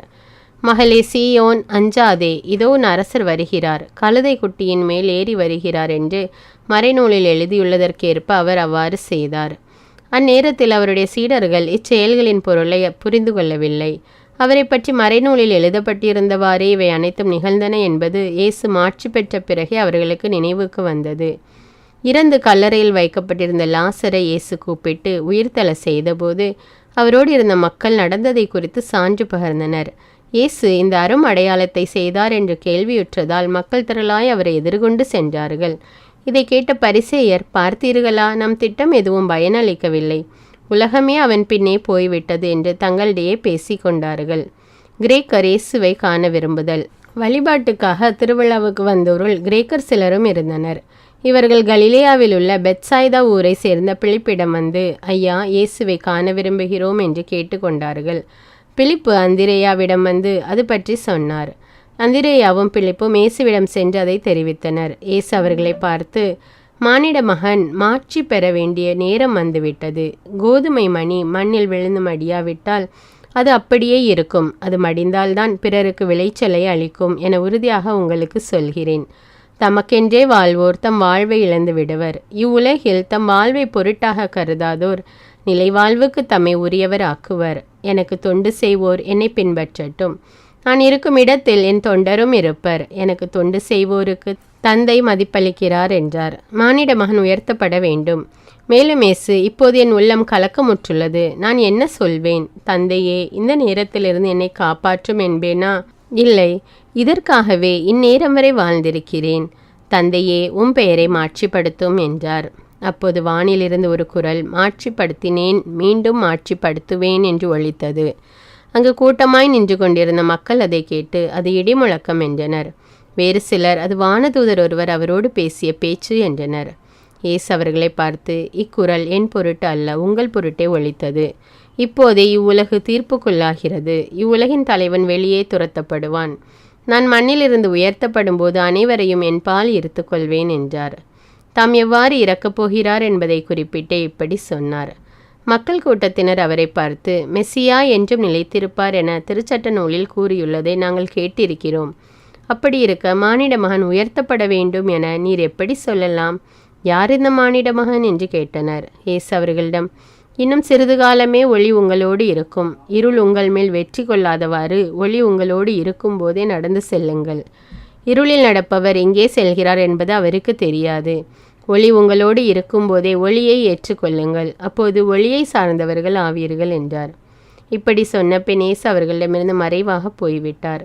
அவர்கள் முன் இயேசு இத்தனை யாரும் அடையாளங்களை செய்திருந்தும் அவர்கள் அவரிடம் நம்பிக்கை கொள்ளவில்லை. ஆண்டவரே, நாங்கள் அறிவித்ததை நம்பியவர் யார்? ஆண்டவரின் ஆற்றல் யாருக்கு வெளிப்படுத்தப்பட்டது என்ற இறைவாக்கினர் எசாயாவின் கூற்று இவ்வாறு நிறைவேறியது. அவர்கள் கண்ணால் காணாமலும் உள்ளத்தால் உணராமலும் மனமாறி குணமாகாமலும் இருக்கும்படி அவர்களுடைய கண்ணை மூட செய்தார், உள்ளத்தை மழுங்க செய்தார் என்பது அவர்களால் நம்ப முடியாத காரணத்தை விளக்கும் ஏசாயாவின் இன்னொரு கூற்று. ஏசாயா மெசியாவின் மாட்சியை கண்டதால் தான் அவரை பற்றி இவ்வாறு கூறினார். எனினும் தலைவர்களில் கூட பலர் இயேசுவிடம் நம்பிக்கை கொண்டனர். ஆனால் பரிசேயருக்கு அஞ்சி அவர்கள் அதை வெளிப்படையாக ஒப்புக்கொள்ளவில்லை. அப்படி ஒப்புக்கொண்டால் அவர்கள் தொழுகை கூடத்திலிருந்து விலக்கி வைக்கப்படுவார்கள். அவர்கள் கடவுள் அளிக்கும் பெருமையை விட மனிதர் அளிக்கும் பெருமையையே விரும்பினார்கள். தீர்ப்பளிப்பது இயேசுவின் வார்த்தை. இயேசு உரத்த குரலில் கூறியது, என்னிடம் நம்பிக்கை கொள்பவர் என்னிடம் மட்டுமல்ல, என்னை அனுப்பியவரிடமே நம்பிக்கை கொள்கிறார்.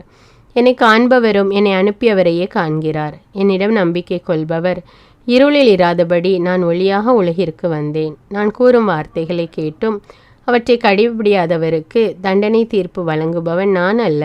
ஏனெனில் நான் உலகிற்கு தீர்ப்பு வழங்க வரவில்லை, மாறாக அதை மீட்கவே வந்தேன். என்னை புறக்கணித்து நான் சொல்வதை ஏற்றுக்கொள்ளாதவருக்கு தீர்ப்பளிக்கும் ஒன்று உண்டு, என் வார்த்தையே அது. இறுதி நாளில் அவர்களுக்கு அது தண்டனை தீர்ப்பளிக்கும். ஏனெனில் நானாக எதையும் பேசவில்லை, என்னை அனுப்பிய தந்தையே நான் என்ன சொல்ல வேண்டும், என்ன பேச வேண்டும் என்பது பற்றி எனக்கு கட்டளை கொடுத்துள்ளார். அவருடைய கட்டளை நிலை வாழ்வு தருகிறது என்பது எனக்கு தெரியும். எனவே நான் சொல்பவற்றையெல்லாம் தந்தையனிடம் கூறியவாறே சொல்கிறேன். யோவான் அதிகாரம் 13. சீடரின் காலடிகளை கழுவுதல். பாஸ்கா விழா தொடங்கவிருந்தது. தாம் இவ்வுலகத்தை விட்டு தந்தையிடம் செல்வதற்கான நேரம் வந்துவிட்டது என்பதை இயேசு அறிந்திருந்தார். உலகில் வாழ்ந்த தமக்குரியோர் மேல் அன்பு கொண்டிருந்த அவர் அவர்கள் மேல் இறுதி வரையும் அன்பு செலுத்தினார். இயேசுவை காட்டி கொடுக்கும் எண்ணத்தை அழகை சீமோனின் மகனாகிய யூதாசு இஸ்காரியோத்தின் உள்ளத்தில் எழ செய்திருந்தது. இரவு உணவு வேளையில் தந்தை அனைத்தையும் தம் கையில் ஒப்படைத்துள்ளார் என்பதையும் தாம் கடவுளிடமிருந்து வந்தது போல் அவரிடமே திரும்ப செல்ல வேண்டும் என்பதையும் அறிந்தவராய் இயேசு பந்தியிலிருந்து எழுந்து தம் மேலுடையை கலற்றி வைத்துவிட்டு ஒரு துண்டை எடுத்து இடுப்பில் கட்டி கொண்டார். பின்னர் ஒரு குவளையில் தண்ணீர் எடுத்து சீடர்களுடைய காலடிகளை கழுவி இடுப்பில் கட்டியிருந்த துண்டால் துடைக்கத் தொடங்கினார். சீமோன் பேதுருவிடம் இயேசு வந்தபோது அவர், ஆண்டவரே, நீரா என் காலடிகளை கழுவப் போகிறீர் என்று கேட்டார். இயேசு மறுமொழியாக, நான் செய்வது இன்னதென்று இப்போது உனக்கு புரியாது, பின்னரே புரிந்து கொள்வாய் என்றார். பேதுரு அவரிடம், நீர் என் காலடிகளை கழுவ விடவே மாட்டேன் என்றார். இயேசு அவரை பார்த்து, நான் உன் காலடிகளை கழுவாவிட்டால் என்னோடு உனக்கு பங்கு இல்லை என்றார். அப்போது சீமோன் பேதுரு, அப்படியானால் ஆண்டவரே, என் காலடிகளை மட்டுமல்ல, என் கைகளையும் தலையையும் கூட கழுவும் என்றார். இயேசு அவரிடம், குளித்து விட்டவர் தம் காலடிகளை மட்டும் கழுவினால் போதும், அவர் தூய்மையாகிவிடுவார். நீங்களும் தூய்மையாயிருக்கிறீர்கள், ஆனாலும் அனைவரும் தூய்மையாய் இல்லை என்றார். தம்மை காட்டி கொடுப்பவன் எவன் என்று அவருக்கு ஏற்கனவே தெரிந்திருந்தது. எனவேதான் உங்களுள் அனைவரும் தூய்மையாய் இல்லை என்றார். அவர்களுடைய காலடிகளை கழுவிய பின் இயேசு தம் மேலுடை அணிந்து கொண்டு மீண்டும் பந்தியில் அமர்ந்து அவர்களிடம் கூறியது, நான் உங்களுக்கு செய்தது என்னவென்று உங்களுக்கு புரிந்ததா? நீங்கள் என்னை போதகர் என்றும் ஆண்டவர் என்றும் அழைக்கிறீர்கள். நீங்கள் அவ்வாறு கூப்பிடுவது முறையே. நான் போதகர்தான், ஆண்டவர்தான். ஆகவே ஆண்டவரும் போதகருமான நான் உங்கள் காலடிகளை கழுவினேன் என்றால் நீங்களும் ஒருவர் மற்றவருடைய காலடிகளை கழுவ கடமைப்பட்டிருக்கிறீர்கள். நான் செய்தது போல நீங்களும் செய்யுமாறு நான் உங்களுக்கு முன்மாதிரி காட்டினேன். பணியாளர் தலைவரை விட பெரியவர் அல்ல, தூது அனுப்பப்பட்டவரும் அவரை அனுப்பியவரை விட பெரியவர் அல்ல என உறுதியாக உங்களுக்கு சொல்கிறேன். இவற்றை நீங்கள் அறிந்து அதன்படி நடப்பீர்கள் என்றால் நீங்கள் பேறு பெற்றவர்கள். உங்கள் அனைவரையும் பற்றி நான் பேசவில்லை. நான் தேர்ந்து கொண்டவர்கள் யார் என எனக்கு தெரியும். எனினும் என்னோடு உண்பவனே என் மேல் பாய்ந்தான் என்னும் மறைநூல் வாக்கு நிறைவேறியாக வேண்டும். அது நிறைவேறும்போது இருக்கிறவர் நானே என்று நீங்கள் நம்புமாறு இப்போதே அது நிறைவேறும் முன்பே அது பற்றி உங்களுக்கு சொல்லி வைக்கிறேன். நான் அனுப்புகிறவரை ஏற்றுக்கொள்பவர் என்னையே ஏற்றுக்கொள்கிறார், என்னை ஏற்றுக்கொள்பவர் என்னை அனுப்பியவரையே ஏற்றுக்கொள்கிறார் என உறுதியாக உங்களுக்கு சொல்கிறேன். இயேசுவும் அவரை காட்டி கொடுப்பவனும். இப்படி சொன்ன பின் இயேசு உள்ளம் கலங்கியவராய், உங்களுள் ஒருவன் என்னை காட்டி கொடுப்பான் என உறுதியாக உங்களுக்கு சொல்கிறேன் என்று திட்டவட்டமாக கூறினார். யாரை பற்றி அவர் இப்படி கூறினார் என்று தெரியாமல் சீடர்கள் குழப்பமுற்று ஒருவரை ஒருவர் நோக்கினார்கள். இயேசுவின் சீடருள் ஒருவர் அவர் அருகில் அவர் மார்பு பக்கமாய் சாய்ந்திருந்தார். அவர் மேல் இயேசு அன்பு கொண்டிருந்தார். சீமோன் பேதுரு அவருக்கு சைகை காட்டி, யாரை பற்றி கூறுகிறார் என கேள் என்றார். இயேசுவின் அருகில் அவர் மார்பு பக்கமாய் சாய்ந்திருந்த அவர், ஆண்டவரே, அவன் யார் என்று கேட்டார். இயேசு மறுமொழியாக, நான் யாருக்கு அப்பத்துண்டை தோய்த்து கொடுக்கிறேனோ அவன்தான் என சொல்லி அப்பத்துண்டை தோய்த்து சீமோன் இஸ்காரியோத்தின் மகனாகிய யூதாசுக்கு கொடுத்தார். அவன் அப்பத்துண்டை பெற்றதும் சாத்தான் அவனுக்குள் நுழைந்தான். இயேசு அவனிடம், நீ செய்யவிருப்பதை விரைவில் செய் என்றார். இயேசு ஏன் அவனிடம் இப்படி கூறினார் என்பதை பந்தியில் அமர்ந்திருந்தோர் யாரும் புரிந்து கொள்ளவில்லை. பணப்பை யூதாசிடம் இருந்ததால் திருவிழாவுக்கு தேவையானதை வாங்கவோ ஏழைகளுக்கு ஏதாவது கொடுக்கவோ இயேசு அவனிடம் கூறியிருக்கலாம் என்று சிலர் நினைத்து கொண்டனர். யூதாசு அப்பத்துண்டை பெற்று கொண்டவுடன் வெளியே போனான். அது இரவு நேரம். புதிய கட்டளை. அவன் வெளியே போன பின் இயேசு, இப்போது மானிட மகன் மாட்சி பெற்றுள்ளார். அவர் வழியாக கடவுளும் மாட்சி பெற்றுள்ளார். கடவுள் அவர் வழியாக மாட்சி பெற்றாரானால் கடவுளும் தம் வழியாய் அவரை மாட்சிப்படுத்துவார். அதையும் உடனே செய்வார். பிள்ளைகளே, இன்னும் சிறிது காலமே உங்களோடு இருப்பேன். நீங்கள் என்னை தேடுவீர்கள், ஆனால் நான் போகும் இடத்திற்கு உங்களால் வர இயலாது. இதையே யூதர்களுக்கு சொன்னேன், இப்போது உங்களுக்கும் சொல்கிறேன்.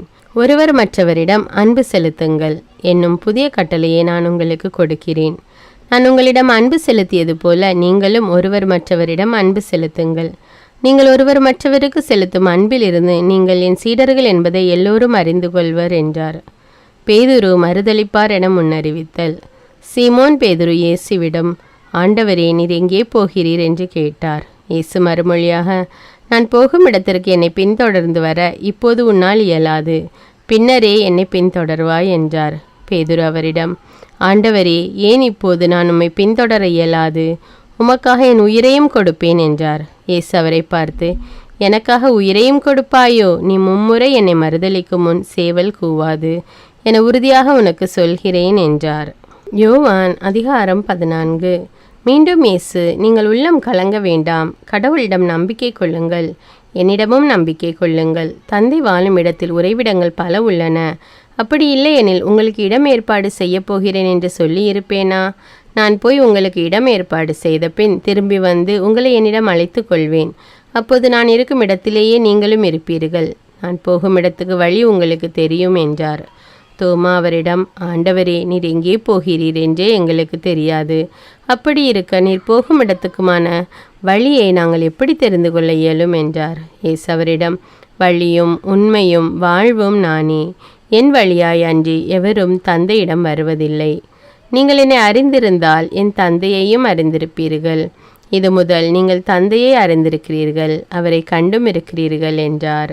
அப்போது பிலிப்பு அவரிடம், ஆண்டவரே, தந்தையை எங்களுக்கு காட்டும், அதுவே போதும் என்றார். இயேசு அவரிடம் கூறியது, பிலிப்பே, இவ்வளவு காலம் நான் உங்களோடு இருந்தும் நீ என்னை அறிந்து கொள்ளவில்லையா? என்னை காண்பது தந்தையை காண்பது ஆகும். அப்படி இருக்க தந்தை எங்களுக்கு காட்டும் என்று நீ எப்படி கேட்கலாம்? நான் தந்தையினுள்ளும் தந்தை என்னுள்ளும் இருப்பதை நீ நம்புவதில்லையா? நான் உங்களுக்கு கூறியவற்றை நானாக கூறவில்லை, என்னுள் இருந்து கொண்டு செயலாற்றுபவர் தந்தையே.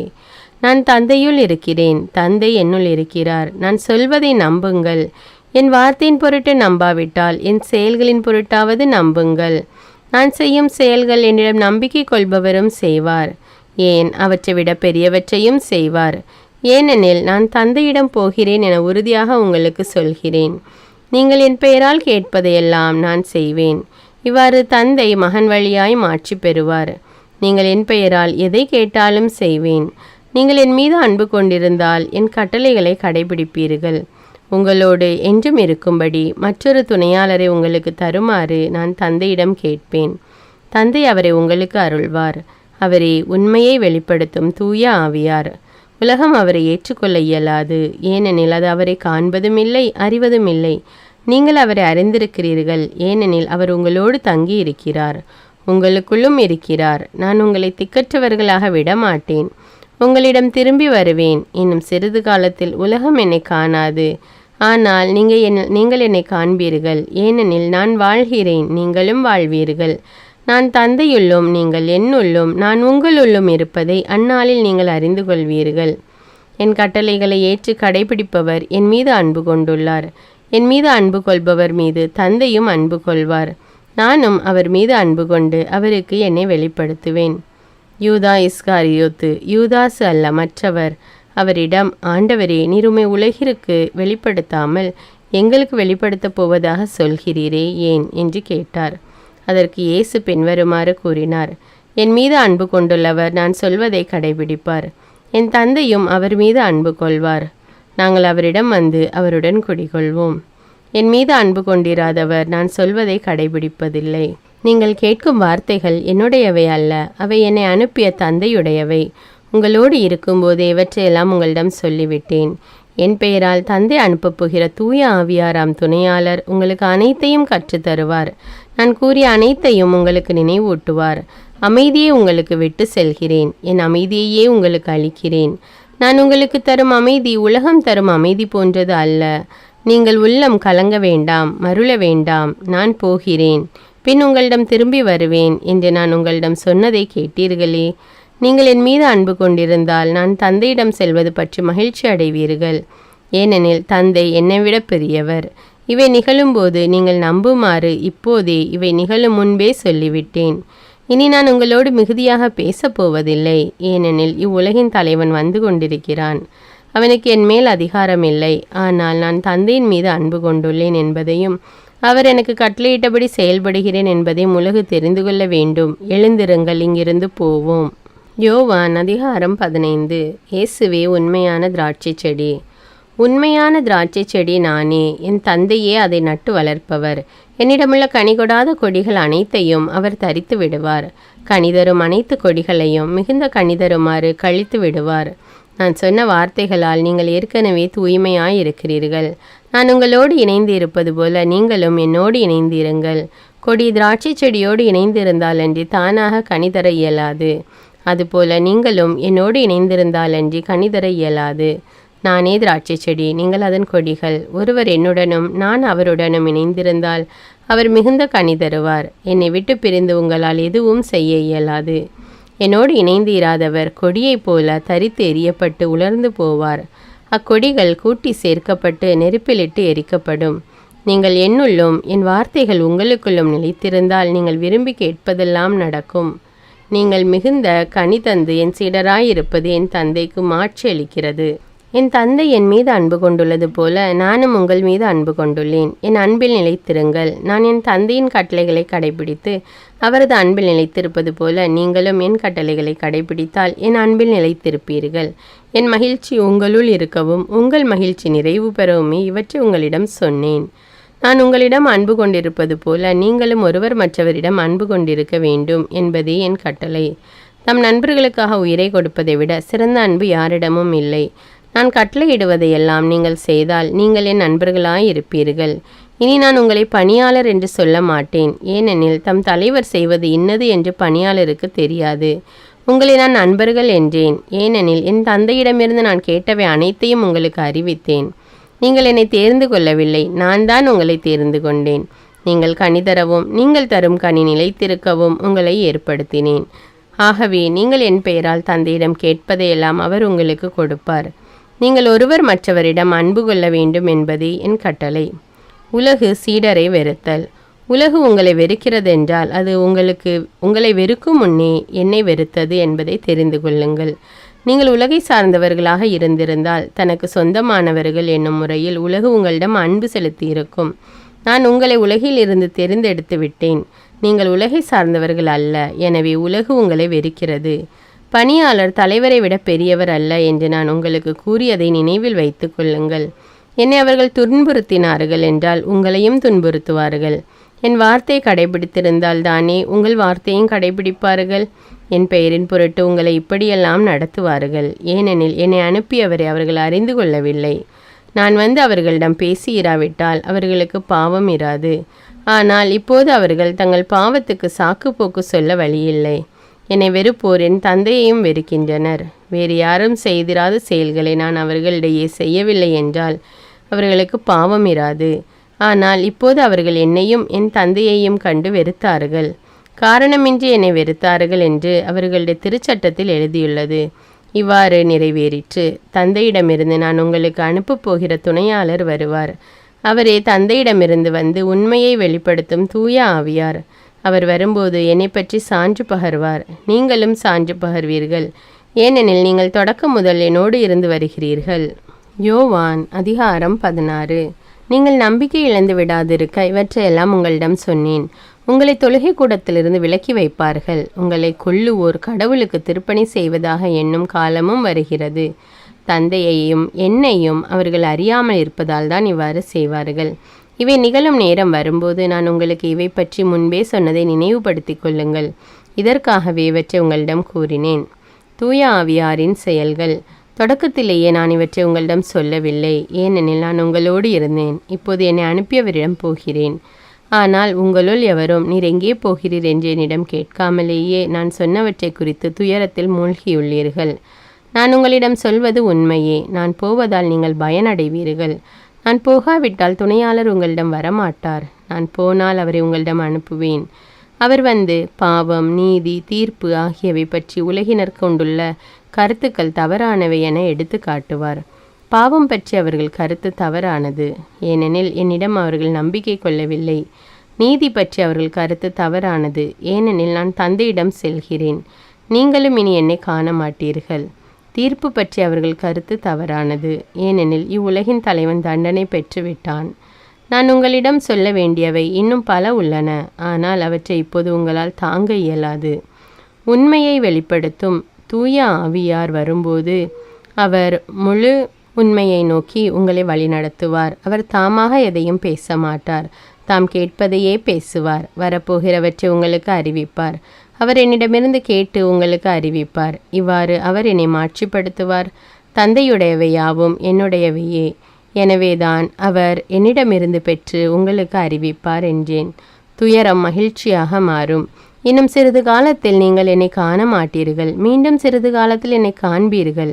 அப்போது அவருடைய சீடருள் சிலர், இன்னும் சிறிது காலத்தில் நீங்கள் என்னை காண மாட்டீர்கள், மீண்டும் சிறிது காலத்தில் என்னை காண்பீர்கள் என்றும் நான் தந்தையிடம் செல்கிறேன் என்றும் சொல்வதன் பொருள் என்ன என்று தங்களிடையே பேசிக்கொண்டனர்.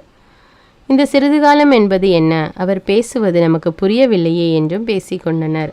அவர்கள் தம்மிடம் கேள்வி கேட்க விரும்புவதை அறிந்த இயேசு அவர்களிடம் கூறியது, இன்னும் சிறிது காலத்தில் நீங்கள் என்னை காண மாட்டீர்கள், மீண்டும் சிறிது காலத்தில் என்னை காண்பீர்கள் என்று நான் சொன்னதை பற்றி உங்களிடையே சிந்தித்து கொண்டிருக்கிறீர்கள். உறுதியாக உங்களுக்கு சொல்கிறேன், நீங்கள் அழுவீர்கள், புலம்புவீர்கள். அப்போது உலகம் மகிழும். நீங்கள் துயருறுவீர்கள், ஆனால் உங்கள் துயரம் மகிழ்ச்சியாக மாறும். பிள்ளையை பெற்றெடுக்கும் போது தாய் தனக்கு பேறுகாலம் வந்துவிட்டதால் வேதனை அடைகிறார். ஆனால் பிள்ளையை பெற்றெடுத்த பின்பு உலகில் ஒரு மனித உயிர் தோன்றியுள்ளது என்னும் மகிழ்ச்சியால் தம் வேதனை அவர் மறந்து விடுகிறார். இப்போது நீங்களும் துயருறுகிறீர்கள், ஆனால் நான் உங்களை மீண்டும் காணும்போது உங்கள் உள்ளம் மகிழ்ச்சி அடையும். உங்கள் மகிழ்ச்சியை யாரும் உங்களிடமிருந்து நீக்கிவிட முடியாது.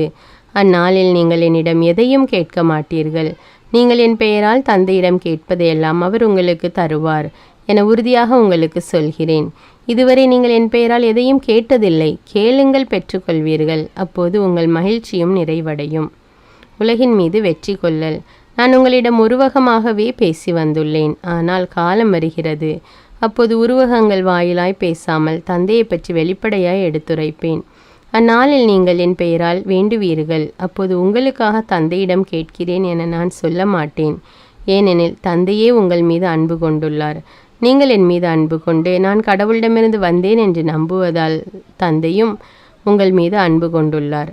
நான் தந்தையிடமிருந்து உலகிற்கு வந்தேன், இப்போது உலகை விட்டு தந்தையிடம் செல்கிறேன். இதை கேட்ட அவருடைய சீடர்கள், இப்போதுதான் உருவகம் எதுவுமின்றி வெளிப்படையாக பேசுகிறீர். உமக்கு அனைத்தும் தெரியும், யாரும் உம்மிடம் கேள்வி கேட்க தேவையில்லை என்பது எங்களுக்கு இப்போது புரிகிறது. இதிலிருந்து நீர் கடவுளிடமிருந்து வந்தவர் என்பதை நம்புகிறோம் என்றார்கள். இயேசு அவர்களை பார்த்து, இப்போது நம்புகிறீர்களா? இதோ காலம் வருகிறது, ஏன் வந்தே விட்டது. அப்போது நீங்கள் சிதறடிக்கப்பட்டு ஒவ்வொருவரும் அவரவர் வீட்டுக்கு ஓடி போவீர்கள். என்னை தனியே விட்டு விடுவீர்கள். ஆயினும் நான் தனியாய் இருப்பதில்லை, தந்தை என்னோடு இருக்கிறார். என் வழியாய் நீங்கள் அமைதி காணும் பொருட்டே நான் இவற்றை உங்களிடம் சொன்னேன். உலகில் உங்களுக்கு துன்பம் உண்டு, எனினும் துணிவுடன் இருங்கள், நான் உலகின் மீது வெற்றி கொண்டு விட்டேன் என்றார். யோவான் நற்செய்தி அதிகாரம் 17. இயேசுவின் வேண்டல். இவ்வாறு பேசிய பின் இயேசு வானத்தை அண்ணாந்து பார்த்து வேண்டியது, தந்தையே, நேரம் வந்துவிட்டது. உம் மகன் உம்மை மாட்சிப்படுத்துமாறு நீர் மகனை மாட்சிப்படுத்தும். ஏனெனில் நீர் அவரிடம் ஒப்படைத்தவர்கள் அனைவருக்கும் அவர் நிலைவாழ்வை அருளுமாறு மனிதர் அனைவர் மீதும் அவருக்கு அதிகாரம் அளித்துள்ளீர். உண்மையான ஒரே கடவுளாகிய உம்மையும் நீர் அனுப்பிய இயேசு கிறிஸ்துவையும் அறிவதே நிலைவாழ்வு. நான் செய்யுமாறு நீர் என்னிடம் ஒப்படைத்திருந்த வேலையை செய்து முடித்து நான் உம்மை உலகில் மாட்சிப்படுத்தினேன். தந்தையே, உலகம் தோன்றும் முன்பே நீர் என்னை மாட்சிப்படுத்தியுள்ளீர். இப்போது உம் திருமுன் அதே மாட்சியை எனக்கு தந்தருளும். நீர் உலகில் இருந்து தேர்ந்தெடுத்து என்னிடம் ஒப்படைத்த மக்களுக்கு நான் உமது பெயரை வெளிப்படுத்தினேன். உமக்கு உரியவர்களாயிருந்த அவர்களை நீர் என்னிடம் ஒப்படைத்தீர். அவர்களும் உம் வார்த்தைகளை கடைபிடித்தார்கள். நீர் எனக்கு தந்தவை அனைத்தும் உம்மிடமிருந்தே வந்தவை என்பது இப்போது அவர்களுக்கு தெரியும். ஏனெனில் நீர் என்னிடம் சொன்னவற்றையே நான் அவர்களிடமும் சொன்னேன். அவர்களும் அதை ஏற்றுக்கொண்டு நான் உம்மிடமிருந்து வந்தேன் என்பதை உண்மையில் அறிந்து கொண்டார்கள். நீரே என்னை அனுப்பினீர் என்பதையும் நம்பினார்கள். அவர்களுக்காக நான் வேண்டுகிறேன், உலகிற்காக அல்ல, மாறாக நீர் என்னிடம் ஒப்படைத்தவர்களுக்காகவே வேண்டுகிறேன். அவர்கள் உமக்கு உரியவர்கள், என்னுடையதெல்லாம் உம்முடையதே, உம்முடையதும் என்னுடையதே. அவர்கள் வழியாய் நான் மாட்சி பெற்றிருக்கிறேன். இனி நான் உலகில் இருக்கப் போவதில்லை. அவர்கள் உலகில் இருப்பார்கள், நான் உம்மிடம் வருகிறேன். தூய தந்தையே, நாம் ஒன்றாயிருப்பது போல் அவர்களும் ஒன்றாயிருக்கும்படி நீர் எனக்கு அளித்த உம் பெயரின் ஆற்றலால் அவர்களை காத்தருளும். நான் அவர்களோடு இருந்தபோது நீர் எனக்கு அளித்த உம் பெயரின் ஆற்றலால் அவர்களை காத்து வந்தேன், நன்கு பாதுகாத்தேன். அவர்களுள் எவரும் அழிவுறவில்லை. மறைநூலில் எழுதியுள்ளது நிறைவேறும் வண்ணம் அழிவுக்குரியவன் மட்டுமே அழிவுற்றான். இப்போது உம்மிடம் வருகிறேன். என் மகிழ்ச்சி அவர்களுள் நிறைவாக இருக்கும்படி நான் உலகில் இருக்கும்போதே இதை சொல்கிறேன். உம் வார்த்தையை நான் அவர்களுக்கு அறிவித்தேன். நான் உலகை சார்ந்தவனாய் இல்லாதது போல் அவர்களும் உலகை சார்ந்தவர்கள் அல்ல. ஆதலால் உலகம் அவர்களை வெறுக்கிறது. அவர்களை உலகிலிருந்து எடுத்துவிட வேண்டும் என்று நான் வேண்டவில்லை. தீயோனிடமிருந்து அவர்களை காத்தருள வேண்டுமென்றே வேண்டுகிறேன். நான் உலகை சார்ந்தவனாய் இல்லாதது போல் அவர்களும் உலகை சார்ந்தவர்கள் அல்ல. உண்மையினால் அவர்களை உமக்கு அர்ப்பணமாக்கியருளும். உமது வார்த்தையே உண்மை. நீர் என்னை உலகிற்கு அனுப்பியது போல நானும் அவர்களை உலகிற்கு அனுப்புகிறேன். அவர்கள் உண்மையினால் உமக்கு உரியவராகும்படி அவர்களுக்காக என்னையே உமக்கு அர்ப்பணமாக்குகிறேன். அவர்களுக்காக மட்டும் நான் வேண்டவில்லை, அவர்களுடைய வார்த்தையின் வழியாக என்னிடம் நம்பிக்கை கொள்வோருக்காகவும் வேண்டுகிறேன். எல்லோரும் ஒன்றாயிருப்பார்களாக. தந்தையே, நீர் என்னுள்ளும் நான் உம்முள்ளும் இருப்பது போல அவர்களும் ஒன்றாயிருப்பார்களாக. இதனால் நீரே என்னை அனுப்பினீர் என்று உலகம் நம்பும். நாம் ஒன்றாயிருப்பது போல் அவர்களும் ஒன்றாயிருக்குமாறு நீர் எனக்கு அருளிய மாட்சியை நான் அவர்களுக்கு அளித்தேன். இவ்வாறு நான் அவர்களுக்குள்ளும் நீர் என்னுள்ளும் இருப்பதால் அவர்களும் முழுமையாய் ஒன்றித்திருப்பார்களாக.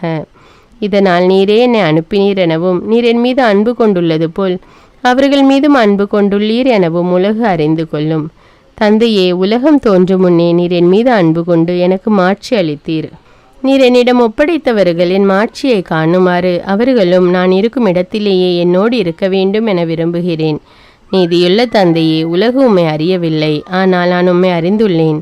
நீரே என்னை அனுப்பினீர் என அவர்களும் அறிந்து கொண்டார்கள். நான் அவர்களோடு இணைந்திருக்கவும் நீர் என் மீது கொண்டிருந்த அன்பு அவர்கள் மீது கொண்டிருக்கவும் உம்மை பற்றி அவர்களுக்கு அறிவித்தேன், இன்னும் அறிவிப்பேன்.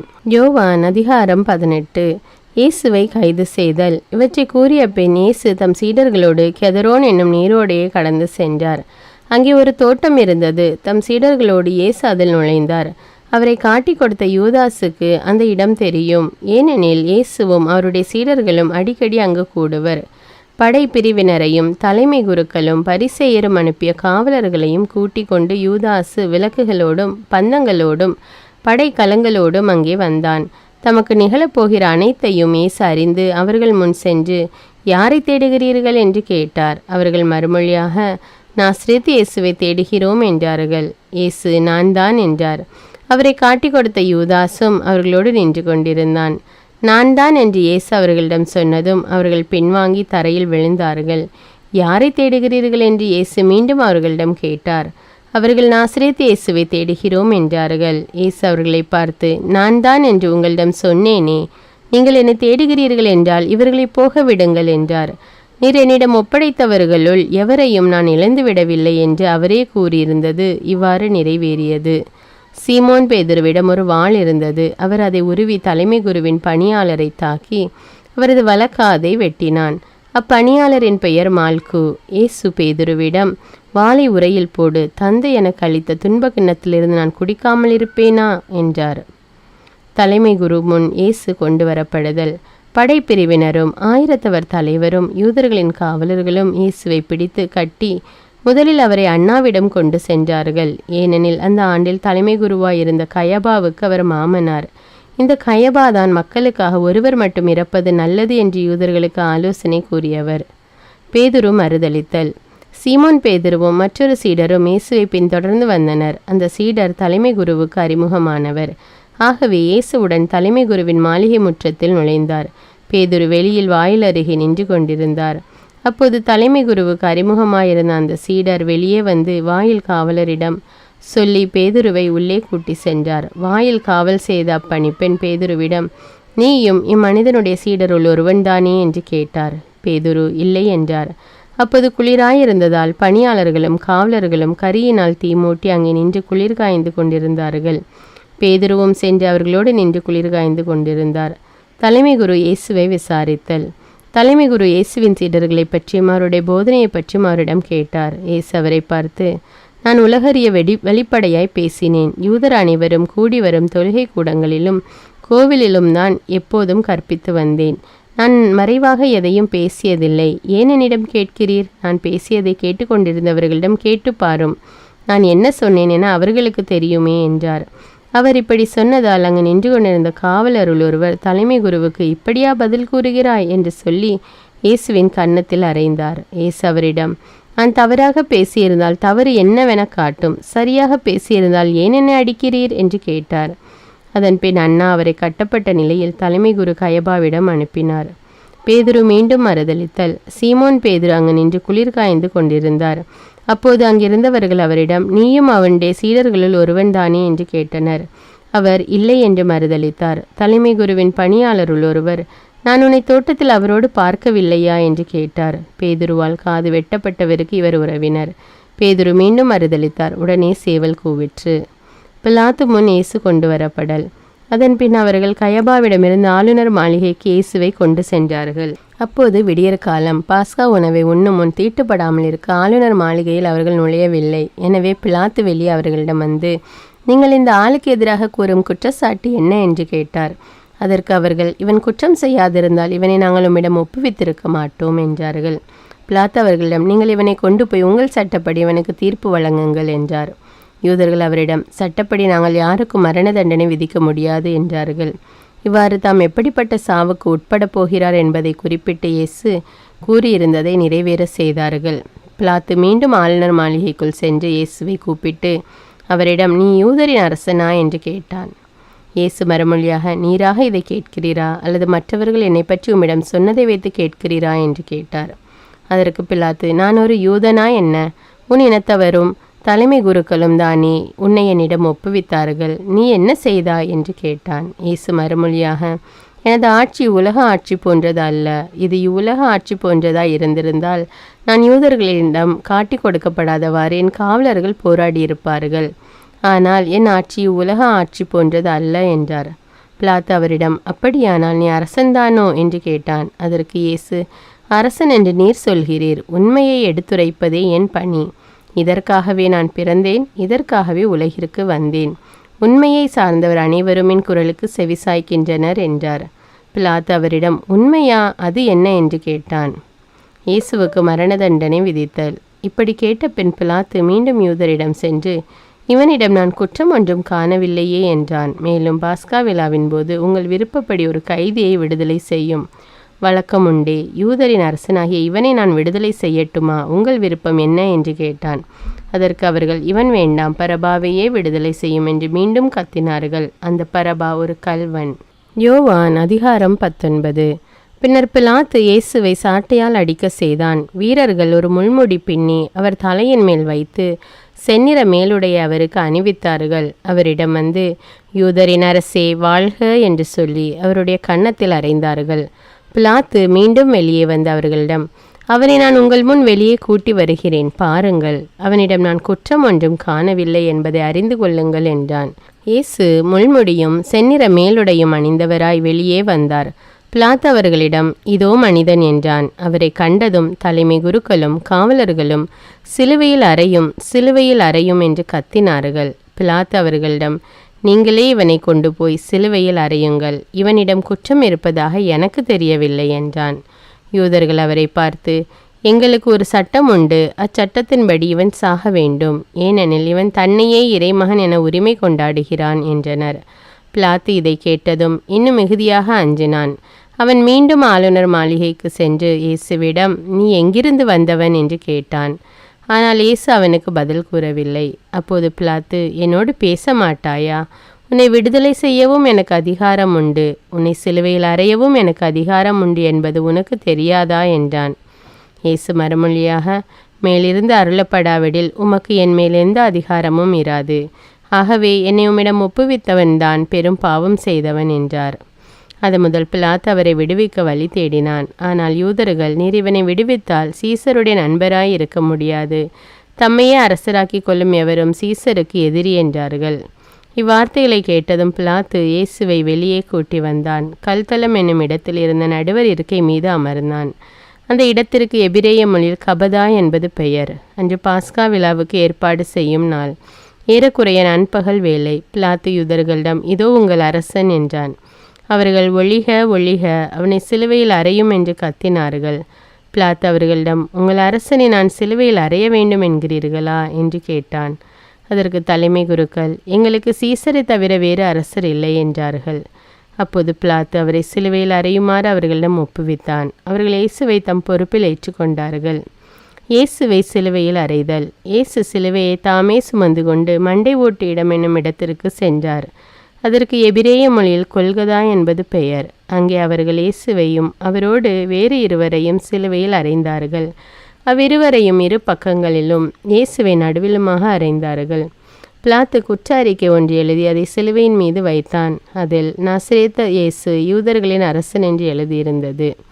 இயேசு சிலுவையில் அறையப்பட்ட இடம் நகரத்துக்கு அருகில் இருந்ததால் யூதருள் பலர் இந்த குற்ற அறிக்கையை வாசித்தனர். அது எபிரேயம், லத்தீன், கிரேக்கம் ஆகிய மொழிகளில் எழுதப்பட்டிருந்தது. யூதரின் தலைமை குருக்கள் பிலாத்திடம், யூதரின் அரசன் என்று எழுத வேண்டாம், மாறாக யூதரின் அரசன் நான் என்று அவனே சொல்லி கொண்டதாக எழுதும் என்று கேட்டுக்கொண்டார்கள். பிலாத்து அவர்களை பார்த்து, நான் எழுதியது எழுதியதே என்றான். இயேசுவை சிலுவையில் அறைந்த பின் படை வீரர் அவருடைய மேலுடைகளை 4 பாகமாக பிரித்து ஆளுக்கு ஒரு பாகம் எடுத்து கொண்டார்கள். அங்கியையும் அவர்களே எடுத்துக்கொண்டனர். அந்த அங்கி மேலிருந்து கீழ் வரை தையலே இல்லாமல் நெய்யப்பட்டிருந்தது. எனவே அவர்கள் ஒருவரை ஒருவர் நோக்கி, அதை கிழிக்க வேண்டாம், அது யாருக்கு கிடைக்கும் என்று பார்க்க சீட்டு குலுக்கி போடுவோம் என்றார்கள். என் ஆடைகளை தங்களுக்குள் பகிர்ந்து என் உடை மீது சீட்டு போட்டார்கள் என்னும் மறைநூல் வாக்கு இவ்வாறு நிறைவேறியது. சிலுவை அருகில் இயேசுவின் தாயும் தாயின் சகோதரியும் குலோப்பாவின் மனைவியுமான மரியாவும் மகதலா மரியாவும் நின்று கொண்டிருந்தனர். இயேசு தம் தாயையும் அருகில் நின்ற தம் அன்பு சீடரையும் கண்டு தம் தாயிடம், அம்மா, இவரே உம் மகன் என்றார். பின்னர் தம் சீடரிடம், இவரே உம் தாய் என்றார். அந்நேரம் முதல் அச்சீடர் அவரை தம் வீட்டில் ஏற்று ஆதரவு அளித்து வந்தார். இயேசுவின் சாவு. அதன் பின் அனைத்தும் நிறைவேறிவிட்டது என்பதை அறிந்த இயேசு, தாகமாயிருக்கிறது என்றார். மறைநூலில் எழுதியுள்ளது நிறைவேறவே இவ்வாறு சொன்னார். அங்கே ஒரு பாத்திரம் நிறைய புளித்த திராட்சை ரசம் இருந்தது. அதில் கடற்பஞ்சை நன்கு தோய்த்து ஈசோப்பு தண்டில் பொருத்தி அதை அவர்கள் அவரது வாயில் வைத்தார்கள். அந்த ரசத்தை குடித்ததும் இயேசு, எல்லாம் நிறைவேறிற்று என்று கூறி தலை சாய்த்து ஆவியை ஒப்படைத்தார். இயேசுவின் விழாவை குத்துதல். அன்று பாஸ்கா விழாவுக்கு ஏற்பாடு செய்யும் நாள். அடுத்த நாள் ஓய்வு நாளாகவும் பெருநாளாகவும் இருந்தது. எனவே அன்று சிலுவையில் உடல்கள் தொங்கலாகா என்பதற்காக கால்களை முறித்து சடலங்களை எடுத்து விடுமாறு யூதர்கள் பிலாத்திடம் கேட்டுக்கொண்டார்கள். ஆகவே படைவீரர் வந்து இயேசுவோடு சிலுவையில் அறையப்பட்டிருந்தவருள் ஒருவனுடைய கால்களை முதலில் முறித்தார்கள். பின்னர் மற்றவனுடைய கால்களையும் முறித்தார்கள். பின்பு அவர்கள் இயேசுவிடம் வந்தார்கள். அவர் ஏற்கனவே இறந்து போயிருந்ததை கண்டு அவருடைய கால்களை முறிக்கவில்லை. ஆனால் படை வீரருள் ஒருவர் இயேசுவின் விழாவை ஈட்டியால் குத்தினான். உடனே இரத்தமும் தண்ணீரும் வடிந்தன. இது நேரில் கண்டவரே இதற்கு சாட்சி. அவரது சான்று உண்மையானதே. அவர் உண்மையையே கூறுகிறார் என்பது அவருக்கு தெரியும். நீங்களும் நம்ப வேண்டும் என்பதற்காகவே அவர் இதை கூறுகிறார். எந்த எலும்பும் முறிப்படாது என்னும் மறைநூல் வாக்கு இவ்வாறு நிறைவேறியது. மேலும் தாங்கள் ஊடுருவ குத்தியவரை உற்று நோக்குவார்கள் என்றும் மறைநூல் கூறுகிறது. இயேசுவை அடக்கம் செய்தல். அரிமத்தியா ஊரை சேர்ந்த யோசேப்பு என்பவர் இயேசுவின் சீடருள் ஒருவர். யூதருக்கு அஞ்சியதால் தம்மை சீடர் என்று வெளிப்படையாக காட்டிக்கொள்ளாதவர் அவர். இயேசுவின் உடலை எடுத்து கொண்டு போக பிலாத்திடம் அனுமதி கேட்டார். பிலாத்தும் அனுமதி கொடுத்தான். யோசேப்பு வந்து இயேசுவின் சடலத்தை எடுத்து கொண்டு போனார். முன்பு ஒரு முறை இரவில் இயேசுவிடம் வந்த நிக்கதேம் என்பவரும் அங்கு வந்து சேர்ந்தார். அவர் வெள்ளைப்போளமும் சந்தனத்தூளும் கலந்து ஏறக்குறைய 30 கிலோகிராம் கொண்டு வந்தார். அவர்கள் இயேசுவின் உடலை எடுத்து யூத அடக்க முறைப்படி நறுமண பொருள்களுடன் துணிகளால் சுற்றி கட்டினார்கள். அவர் சிலுவையில் அறையப்பட்டிருந்த இடத்தில் ஒரு தோட்டம் இருந்தது. அங்கே புதிய கல்லறை ஒன்று இருந்தது. அதில் அதுவரை யாரும் அடக்கம் செய்யப்படவில்லை. அன்று பாஸ்கா விழாவுக்கு ஆயத்த நாளாயிருந்ததாலும் அக்கல்லறை அருகில் இருந்ததாலும் அவர்கள் இயேசுவை அதில் அடக்கம் செய்தார்கள். யோவான் அதிகாரம் 20. இயேசு உயிர்த்தெழுதல். வாரத்தின் முதல் நாளன்று விடியற் காலையில் இருள் நீங்கும் முன்பே மகதலா மரியா கல்லறைக்கு சென்றார். கல்லறை வாயிலில் இருந்த கல் அகற்றப்பட்டிருப்பதை கண்டார். எனவே அவர் சீமோன் பேதுருவிடம், இயேசு தனி அன்பு கொண்டிருந்த மற்ற சீடரிடமும் வந்து, ஆண்டவரை கல்லறையிலிருந்து யாரோ எடுத்து கொண்டு போய்விட்டனர். அவரை எங்கே வைத்தனரோ எங்களுக்கு தெரியவில்லை என்றார். இதை கேட்ட பேதுருவும் மற்ற சீடரும் கல்லறைக்கு புறப்பட்டனர். இருவரும் ஒருமித்து ஓடினர். மற்ற சீடர் பேதுருவை விட விரைவாக ஓடி முதலில் கல்லறையை அடைந்தார். அவர் குனிந்து பார்த்தபோது துணிகள் கிடப்பதை கண்டார். ஆனால் உள்ளே நுழையவில்லை. அவருக்கு பின்னாலேயே சீமோன் பேதுருவும் வந்தார். நேரே அவர் கல்லறைக்குள் நுழைந்தார். அங்கு துணிகளையும் இயேசுவின் தலையை மூடியிருந்த துண்டையும் கண்டார். அத்துண்டு மற்ற துணிகளோடு இல்லாமல் ஓரிடத்தில் தனியாக சுருட்டி வைக்கப்பட்டிருந்தது. பின்னர் கல்லறைக்கு முதலில் வந்து சேர்ந்த மற்ற சீடரும் உள்ளே சென்றார். கண்டார், நம்பினார். இயேசு இறந்து உயிர்த்தெழ வேண்டும் என்னும் மறைநூல் வாக்கை அவர்கள் அதுவரை புரிந்து கொள்ளவில்லை. பின்பு சீடர்கள் தாங்கள் தங்கியிருந்த இடத்திற்கு திரும்பி சென்றார்கள். இயேசு மகதலா மரியாவுக்கு தோன்றுதல். மரியா கல்லறைக்கு வெளியே நின்று அழுது கொண்டிருந்தார். அழுது கொண்டே கல்லறைக்குள் குனிந்து பார்த்தார். அங்கே வெண்ணாடை அணிந்த 2 வானதூதரை அவர் கண்டார். இயேசுவின் உடலை வைத்திருந்த இடத்தில் ஒருவர் தலைமாட்டிலும் மற்றவர் கால் மாட்டிலுமாக அவர்கள் அமர்ந்திருந்தார்கள். அவர்கள் மரியாவிடம், அம்மா, ஏன் அழுகிறீர் என்று கேட்டார்கள். அவர் அவர்களிடம், என் ஆண்டவரை எடுத்து கொண்டு போய்விட்டனர். அவரை எங்கே வைத்தனரோ எனக்கு தெரியவில்லை என்றார். இப்படி சொல்லிவிட்டு அவர் திரும்பி பார்த்தபோது இயேசு நிற்பதை கண்டார். ஆனால் அங்கே நிற்பவர் இயேசு என்று அவர் அறிந்து கொள்ளவில்லை. இயேசு அவரிடம், ஏனம்மா அழுகிறாய்? யாரை தேடுகிறாய் என்று கேட்டார். மரியா அவரை தோட்டக்காரர் என்று நினைத்த அவரிடம், ஐயா, நீர் அவரை தூக்கி கொண்டு போயிருந்தால் எங்கே வைத்தீர் என சொல்லும், நான் அவரை எடுத்து செல்வேன் என்றார். இயேசு அவரிடம், மரியா என்றார். மரியா திரும்பி பார்த்து ரபூனி என்றார். இந்த எபிரேய சொல்லுக்கு போதகரே என்பது பொருள். இயேசு அவரிடம், என்னை இப்படி பற்றி கொள்ளாதே, நான் என் தந்தையிடம் இன்னும் செல்லவில்லை. நீ என் சகோதரர்களிடம் சென்று அவர்களிடம், என் தந்தையும் உங்கள் தந்தையும் என் கடவுளும் உங்கள் கடவுளுமானவரிடம் செல்லவிருக்கிறேன் என சொல் என்றார். மகதலா மரியா சீடரிடம் சென்று, நான் ஆண்டவரை கண்டேன் என்றார். தம்மிடம் இயேசு கூறியவற்றையும் அவர்களிடம் சொன்னார். இயேசு சீடர்களுக்கு தோன்றுதல். அன்று வாரத்தின் முதல் நாள், அது மாலை வேளை. யூதர்களுக்கு அஞ்சி சீடர்கள் தாங்கள் இருந்த இடத்தின் கதவுகளை மூடி வைத்திருந்தார்கள்.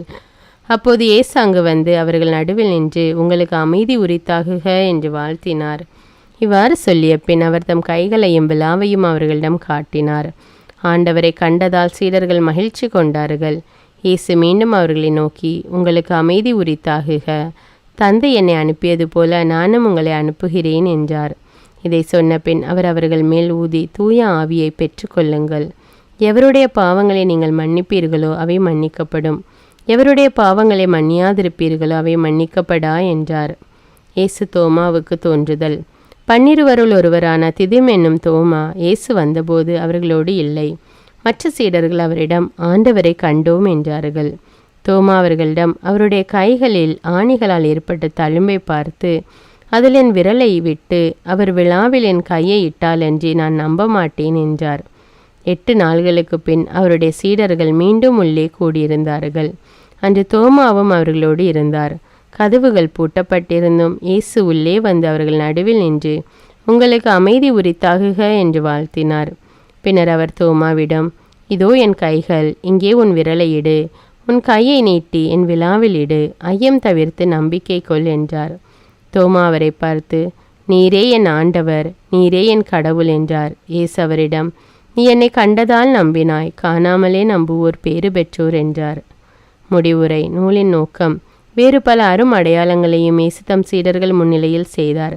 அவையெல்லாம் இந்நூலில் எழுதப்படவில்லை. இயேசுவே இறைமகனாகிய மெஸ்ஸியா என நீங்கள் நம்புவதற்காகவும் நம்பி அவர் பெயரால் வாழ்வு பெறுவதற்காகவுமே இந்நூலில் உள்ளவை எழுதப்பெற்றுள்ளன. யோவான் அதிகாரம் 21. இயேசு தம் சீடர் 7 தோன்றுதல். பின்னர் இயேசு தம் சீடருக்கு திபேரிய கடல் அருகே மீண்டும் தோன்றினார். அவர் தோன்றியது இவ்வாறு: சீமோன் பேதுரு, திதிம் எனப்படும் தோமா, கலிலேயாவிலுள்ள கானாவை சேர்ந்த நத்தனியேல், செபதேயுவின் மக்கள் ஆகியோரோடு இயேசுவின் சீடர்களுள் வேறு 2 கூடியிருந்தனர். அப்போது சீமோன் பேதுரு அவர்களிடம், நான் மீன்பிடிக்கப் போகிறேன் என்றார். அவர்கள், நாங்களும் உம்மோடு வருகிறோம் என்று போய் படகில் ஏறினார்கள். அன்று இரவு அவர்களுக்கு மீன் ஒன்றும் கிடைக்கவில்லை. ஏற்கனவே விடியற்காலை ஆகியிருந்தது. இயேசு கரையில் நின்றார். ஆனால் அவர் இயேசு என்று சீடர்கள் அறிந்து கொள்ளவில்லை. இயேசு அவர்களிடம், பிள்ளைகளே, மீன் ஒன்றும் படவில்லையா என்று கேட்டார். அதற்கு அவர்கள் இல்லை என்றார்கள். அவர், படகின் வலப்பக்கத்தில் வலை வீசுங்கள், மீன் கிடைக்கும் என்று அவர்களிடம் கூறினார். அவர்களும் அவ்வாறே வீசினார்கள். மீன்கள் மிகுதியாய் அகப்பட்டதால் அவர்களால் வலையை இழுக்க முடியவில்லை. இயேசுவின் அன்பு சீடர் அதை கண்டு பேதுருவிடம், அங்கு நிற்பவர் ஆண்டவர்தாம் என்றார். அதை கேட்டவுடன் தம் ஆடையை களைந்திருந்த சீமோன் பேதுரு ஆடையை இடுப்பில் கட்டி கொண்டு கடலில் குதித்தார். மற்ற சீடர்கள் மீன்களுடன் வலையை இழுத்து கொண்டு படகிலேயே வந்தார்கள். அவர்கள் கரையில் இருந்து வெகு தொலையில் இல்லை, ஏறக்குறைய 100 மீட்டர் தொலையில்தான் இருந்தார்கள். படகை விட்டு இறங்கியவுடன் கரியினால் தீ மூட்டியிருப்பதையும் அதன் மீது மீன் வைத்திருப்பதையும் அவர்கள் கண்டார்கள். அங்கு அப்பமும் இருந்தது. இயேசு அவர்களிடம், நீங்கள் இப்போது பிடித்தவற்றில் சில மீன்களை கொண்டு வாருங்கள் என்றார். சீமோன் பேதுரு படகில் ஏறி வலையை கரைக்கு இழுத்தார். வலை நிறைய பெரிய மீன்கள் இருந்தன. அவற்றின் எண்ணிக்கை 153. இத்தனை மீன்கள் இருந்தும் வலை கிழியவில்லை. இயேசு அவர்களிடம், உணவருந்த வாருங்கள் என்றார். சீடர்களுள் எவரும் நீர் யார் என்று இயேசுவிடம் கேட்க துணியவில்லை. ஏனெனில் அவர் ஆண்டவர்தாம் என்று அவர்கள் அறிந்து கொண்டார்கள். இயேசு அவர்கள் அருகில் வந்து அப்பத்தை எடுத்து அவர்களிடம் கொடுத்தார். மீனையும் அவ்வாறே கொடுத்தார். இவ்வாறு இயேசு இறந்து உயிருடன் எழுப்பப்பட்ட பின்பு தம் சீடருக்கு இப்போது 3ஆம் முறையாக தோன்றினார். இயேசுவும் பேதுருவும். அவர்கள் உணவருந்திய பின் இயேசு சீமோன் பேதுருவிடம், யோவானின் மகன் சீமோனே, நீ இவர்களை விட மிகுதியாக என் மீது அன்பு செலுத்துகிறாயா என்று கேட்டார். அவர் இயேசுவிடம், ஆம் ஆண்டவரே, எனக்கு உம்மிடம் அன்பு உண்டு என உமக்கு தெரியுமே என்றார். இயேசு அவரிடம், என் ஆட்டுக்குட்டிகளை பேணி வளர் என்றார். 2ஆம் முறையாக இயேசு அவரிடம், யோவானின் மகன் சீமோனே, நீ என் மீது அன்பு செலுத்துகிறாயா என்று கேட்டார். அவர் இயேசுவிடம், ஆம் ஆண்டவரே, எனக்கு உம்மிடம் அன்பு உண்டு என உமக்கு தெரியுமே என்றார். இயேசு அவரிடம், என் ஆடுகளை மேய் என்றார். 3ஆம் முறையாக இயேசு அவரிடம், யோவானின் மகன் சீமோனே, உனக்கு என்னிடம் அன்பு உண்டா என்று கேட்டார். உனக்கு என்னிடம் அன்பு உண்டா என்று இயேசு 3ஆம் முறை கேட்டதால் பேதுரு துயருற்று அவரிடம், ஆண்டவரே, உமக்கு எல்லாம் தெரியுமே, எனக்கு உம்மீது அன்பு உண்டு என்பது நீர் அறியாத ஒன்றா என்றார். இயேசு அவரிடம், என் ஆடுகளை பேணி வளர் என்றார். நீ இளைஞனாக இருந்தபோது நீயே இடையை கட்டி கொண்டு உனக்கு விருப்பமான இடத்தில் நடமாடி வந்தாய். உனக்கு முதிர்ந்த வயதாகும்போது நீ கைகளை விரித்து கொடுப்பாய். வேறொருவர் உன்னை கட்டி உனக்கு விருப்பமில்லாத இடத்திற்கு கூட்டி செல்வார் என உறுதியாக உனக்கு சொல்கிறேன் என்றார். பேதுரு எவ்வாறு இறந்து கடவுளை மாட்சிப்படுத்தப் போகிறார் என்பதை குறிப்பிட்டே அவர் இவ்வாறு சொன்னார். இதை சொன்ன பின் பேதுருவிடம், என்னை பின்தொடர் என்றார். இயேசுவும் அன்பு சீடரும். பேதுரு திரும்பி பார்த்தபோது இயேசுவின் அன்பு சீடரும் பின்தொடர்கிறார் என்று கண்டார். இவரே இரவு உணவின் போது இயேசுவின் அருகில் அவர் மார்பு பக்கமாய் சாய்ந்து கொண்டு, ஆண்டவரே, உம்மை காட்டிக் கொடுப்பவன் எவன் என்று கேட்டவர். அவரை கண்ட பேதுரு இயேசுவிடம், ஆண்டவரே, இவருக்கு என்ன ஆகும் என்று கேட்டார். இயேசு அவரிடம், நான் வரும் வரை இவன் இருக்க வேண்டும் என நான் விரும்பினால் உனக்கு என்ன, நீ என்னை பின்தொடர்ந்து வா என்றார். ஆகையால் அந்த சீடர் இறக்க மாட்டார் என்னும் பேச்சு சகோதர சகோதரிகளிடையே பரவியது. ஆனால் அவர் இறக்க மாட்டார் என இயேசு கூறவில்லை. மாறாக, நான் வரும் வரை இவன் இருக்க வேண்டும் என நான் விரும்பினால் உனக்கு என்ன என்றுதான் கூறினார். இந்த சீடரே இவற்றிற்கு சாட்சி. இவரே இவற்றை எழுதி வைத்தவர். இவரது சான்று உண்மையானது என நமக்கு தெரியும். இயேசு செய்தவை வேறு பலவும் உண்டு. அவற்றை ஒவ்வொன்றாக எழுதினால் எழுதப்படும் நூல்களை உலகமே கொள்ளாது என கருதுகிறேன்.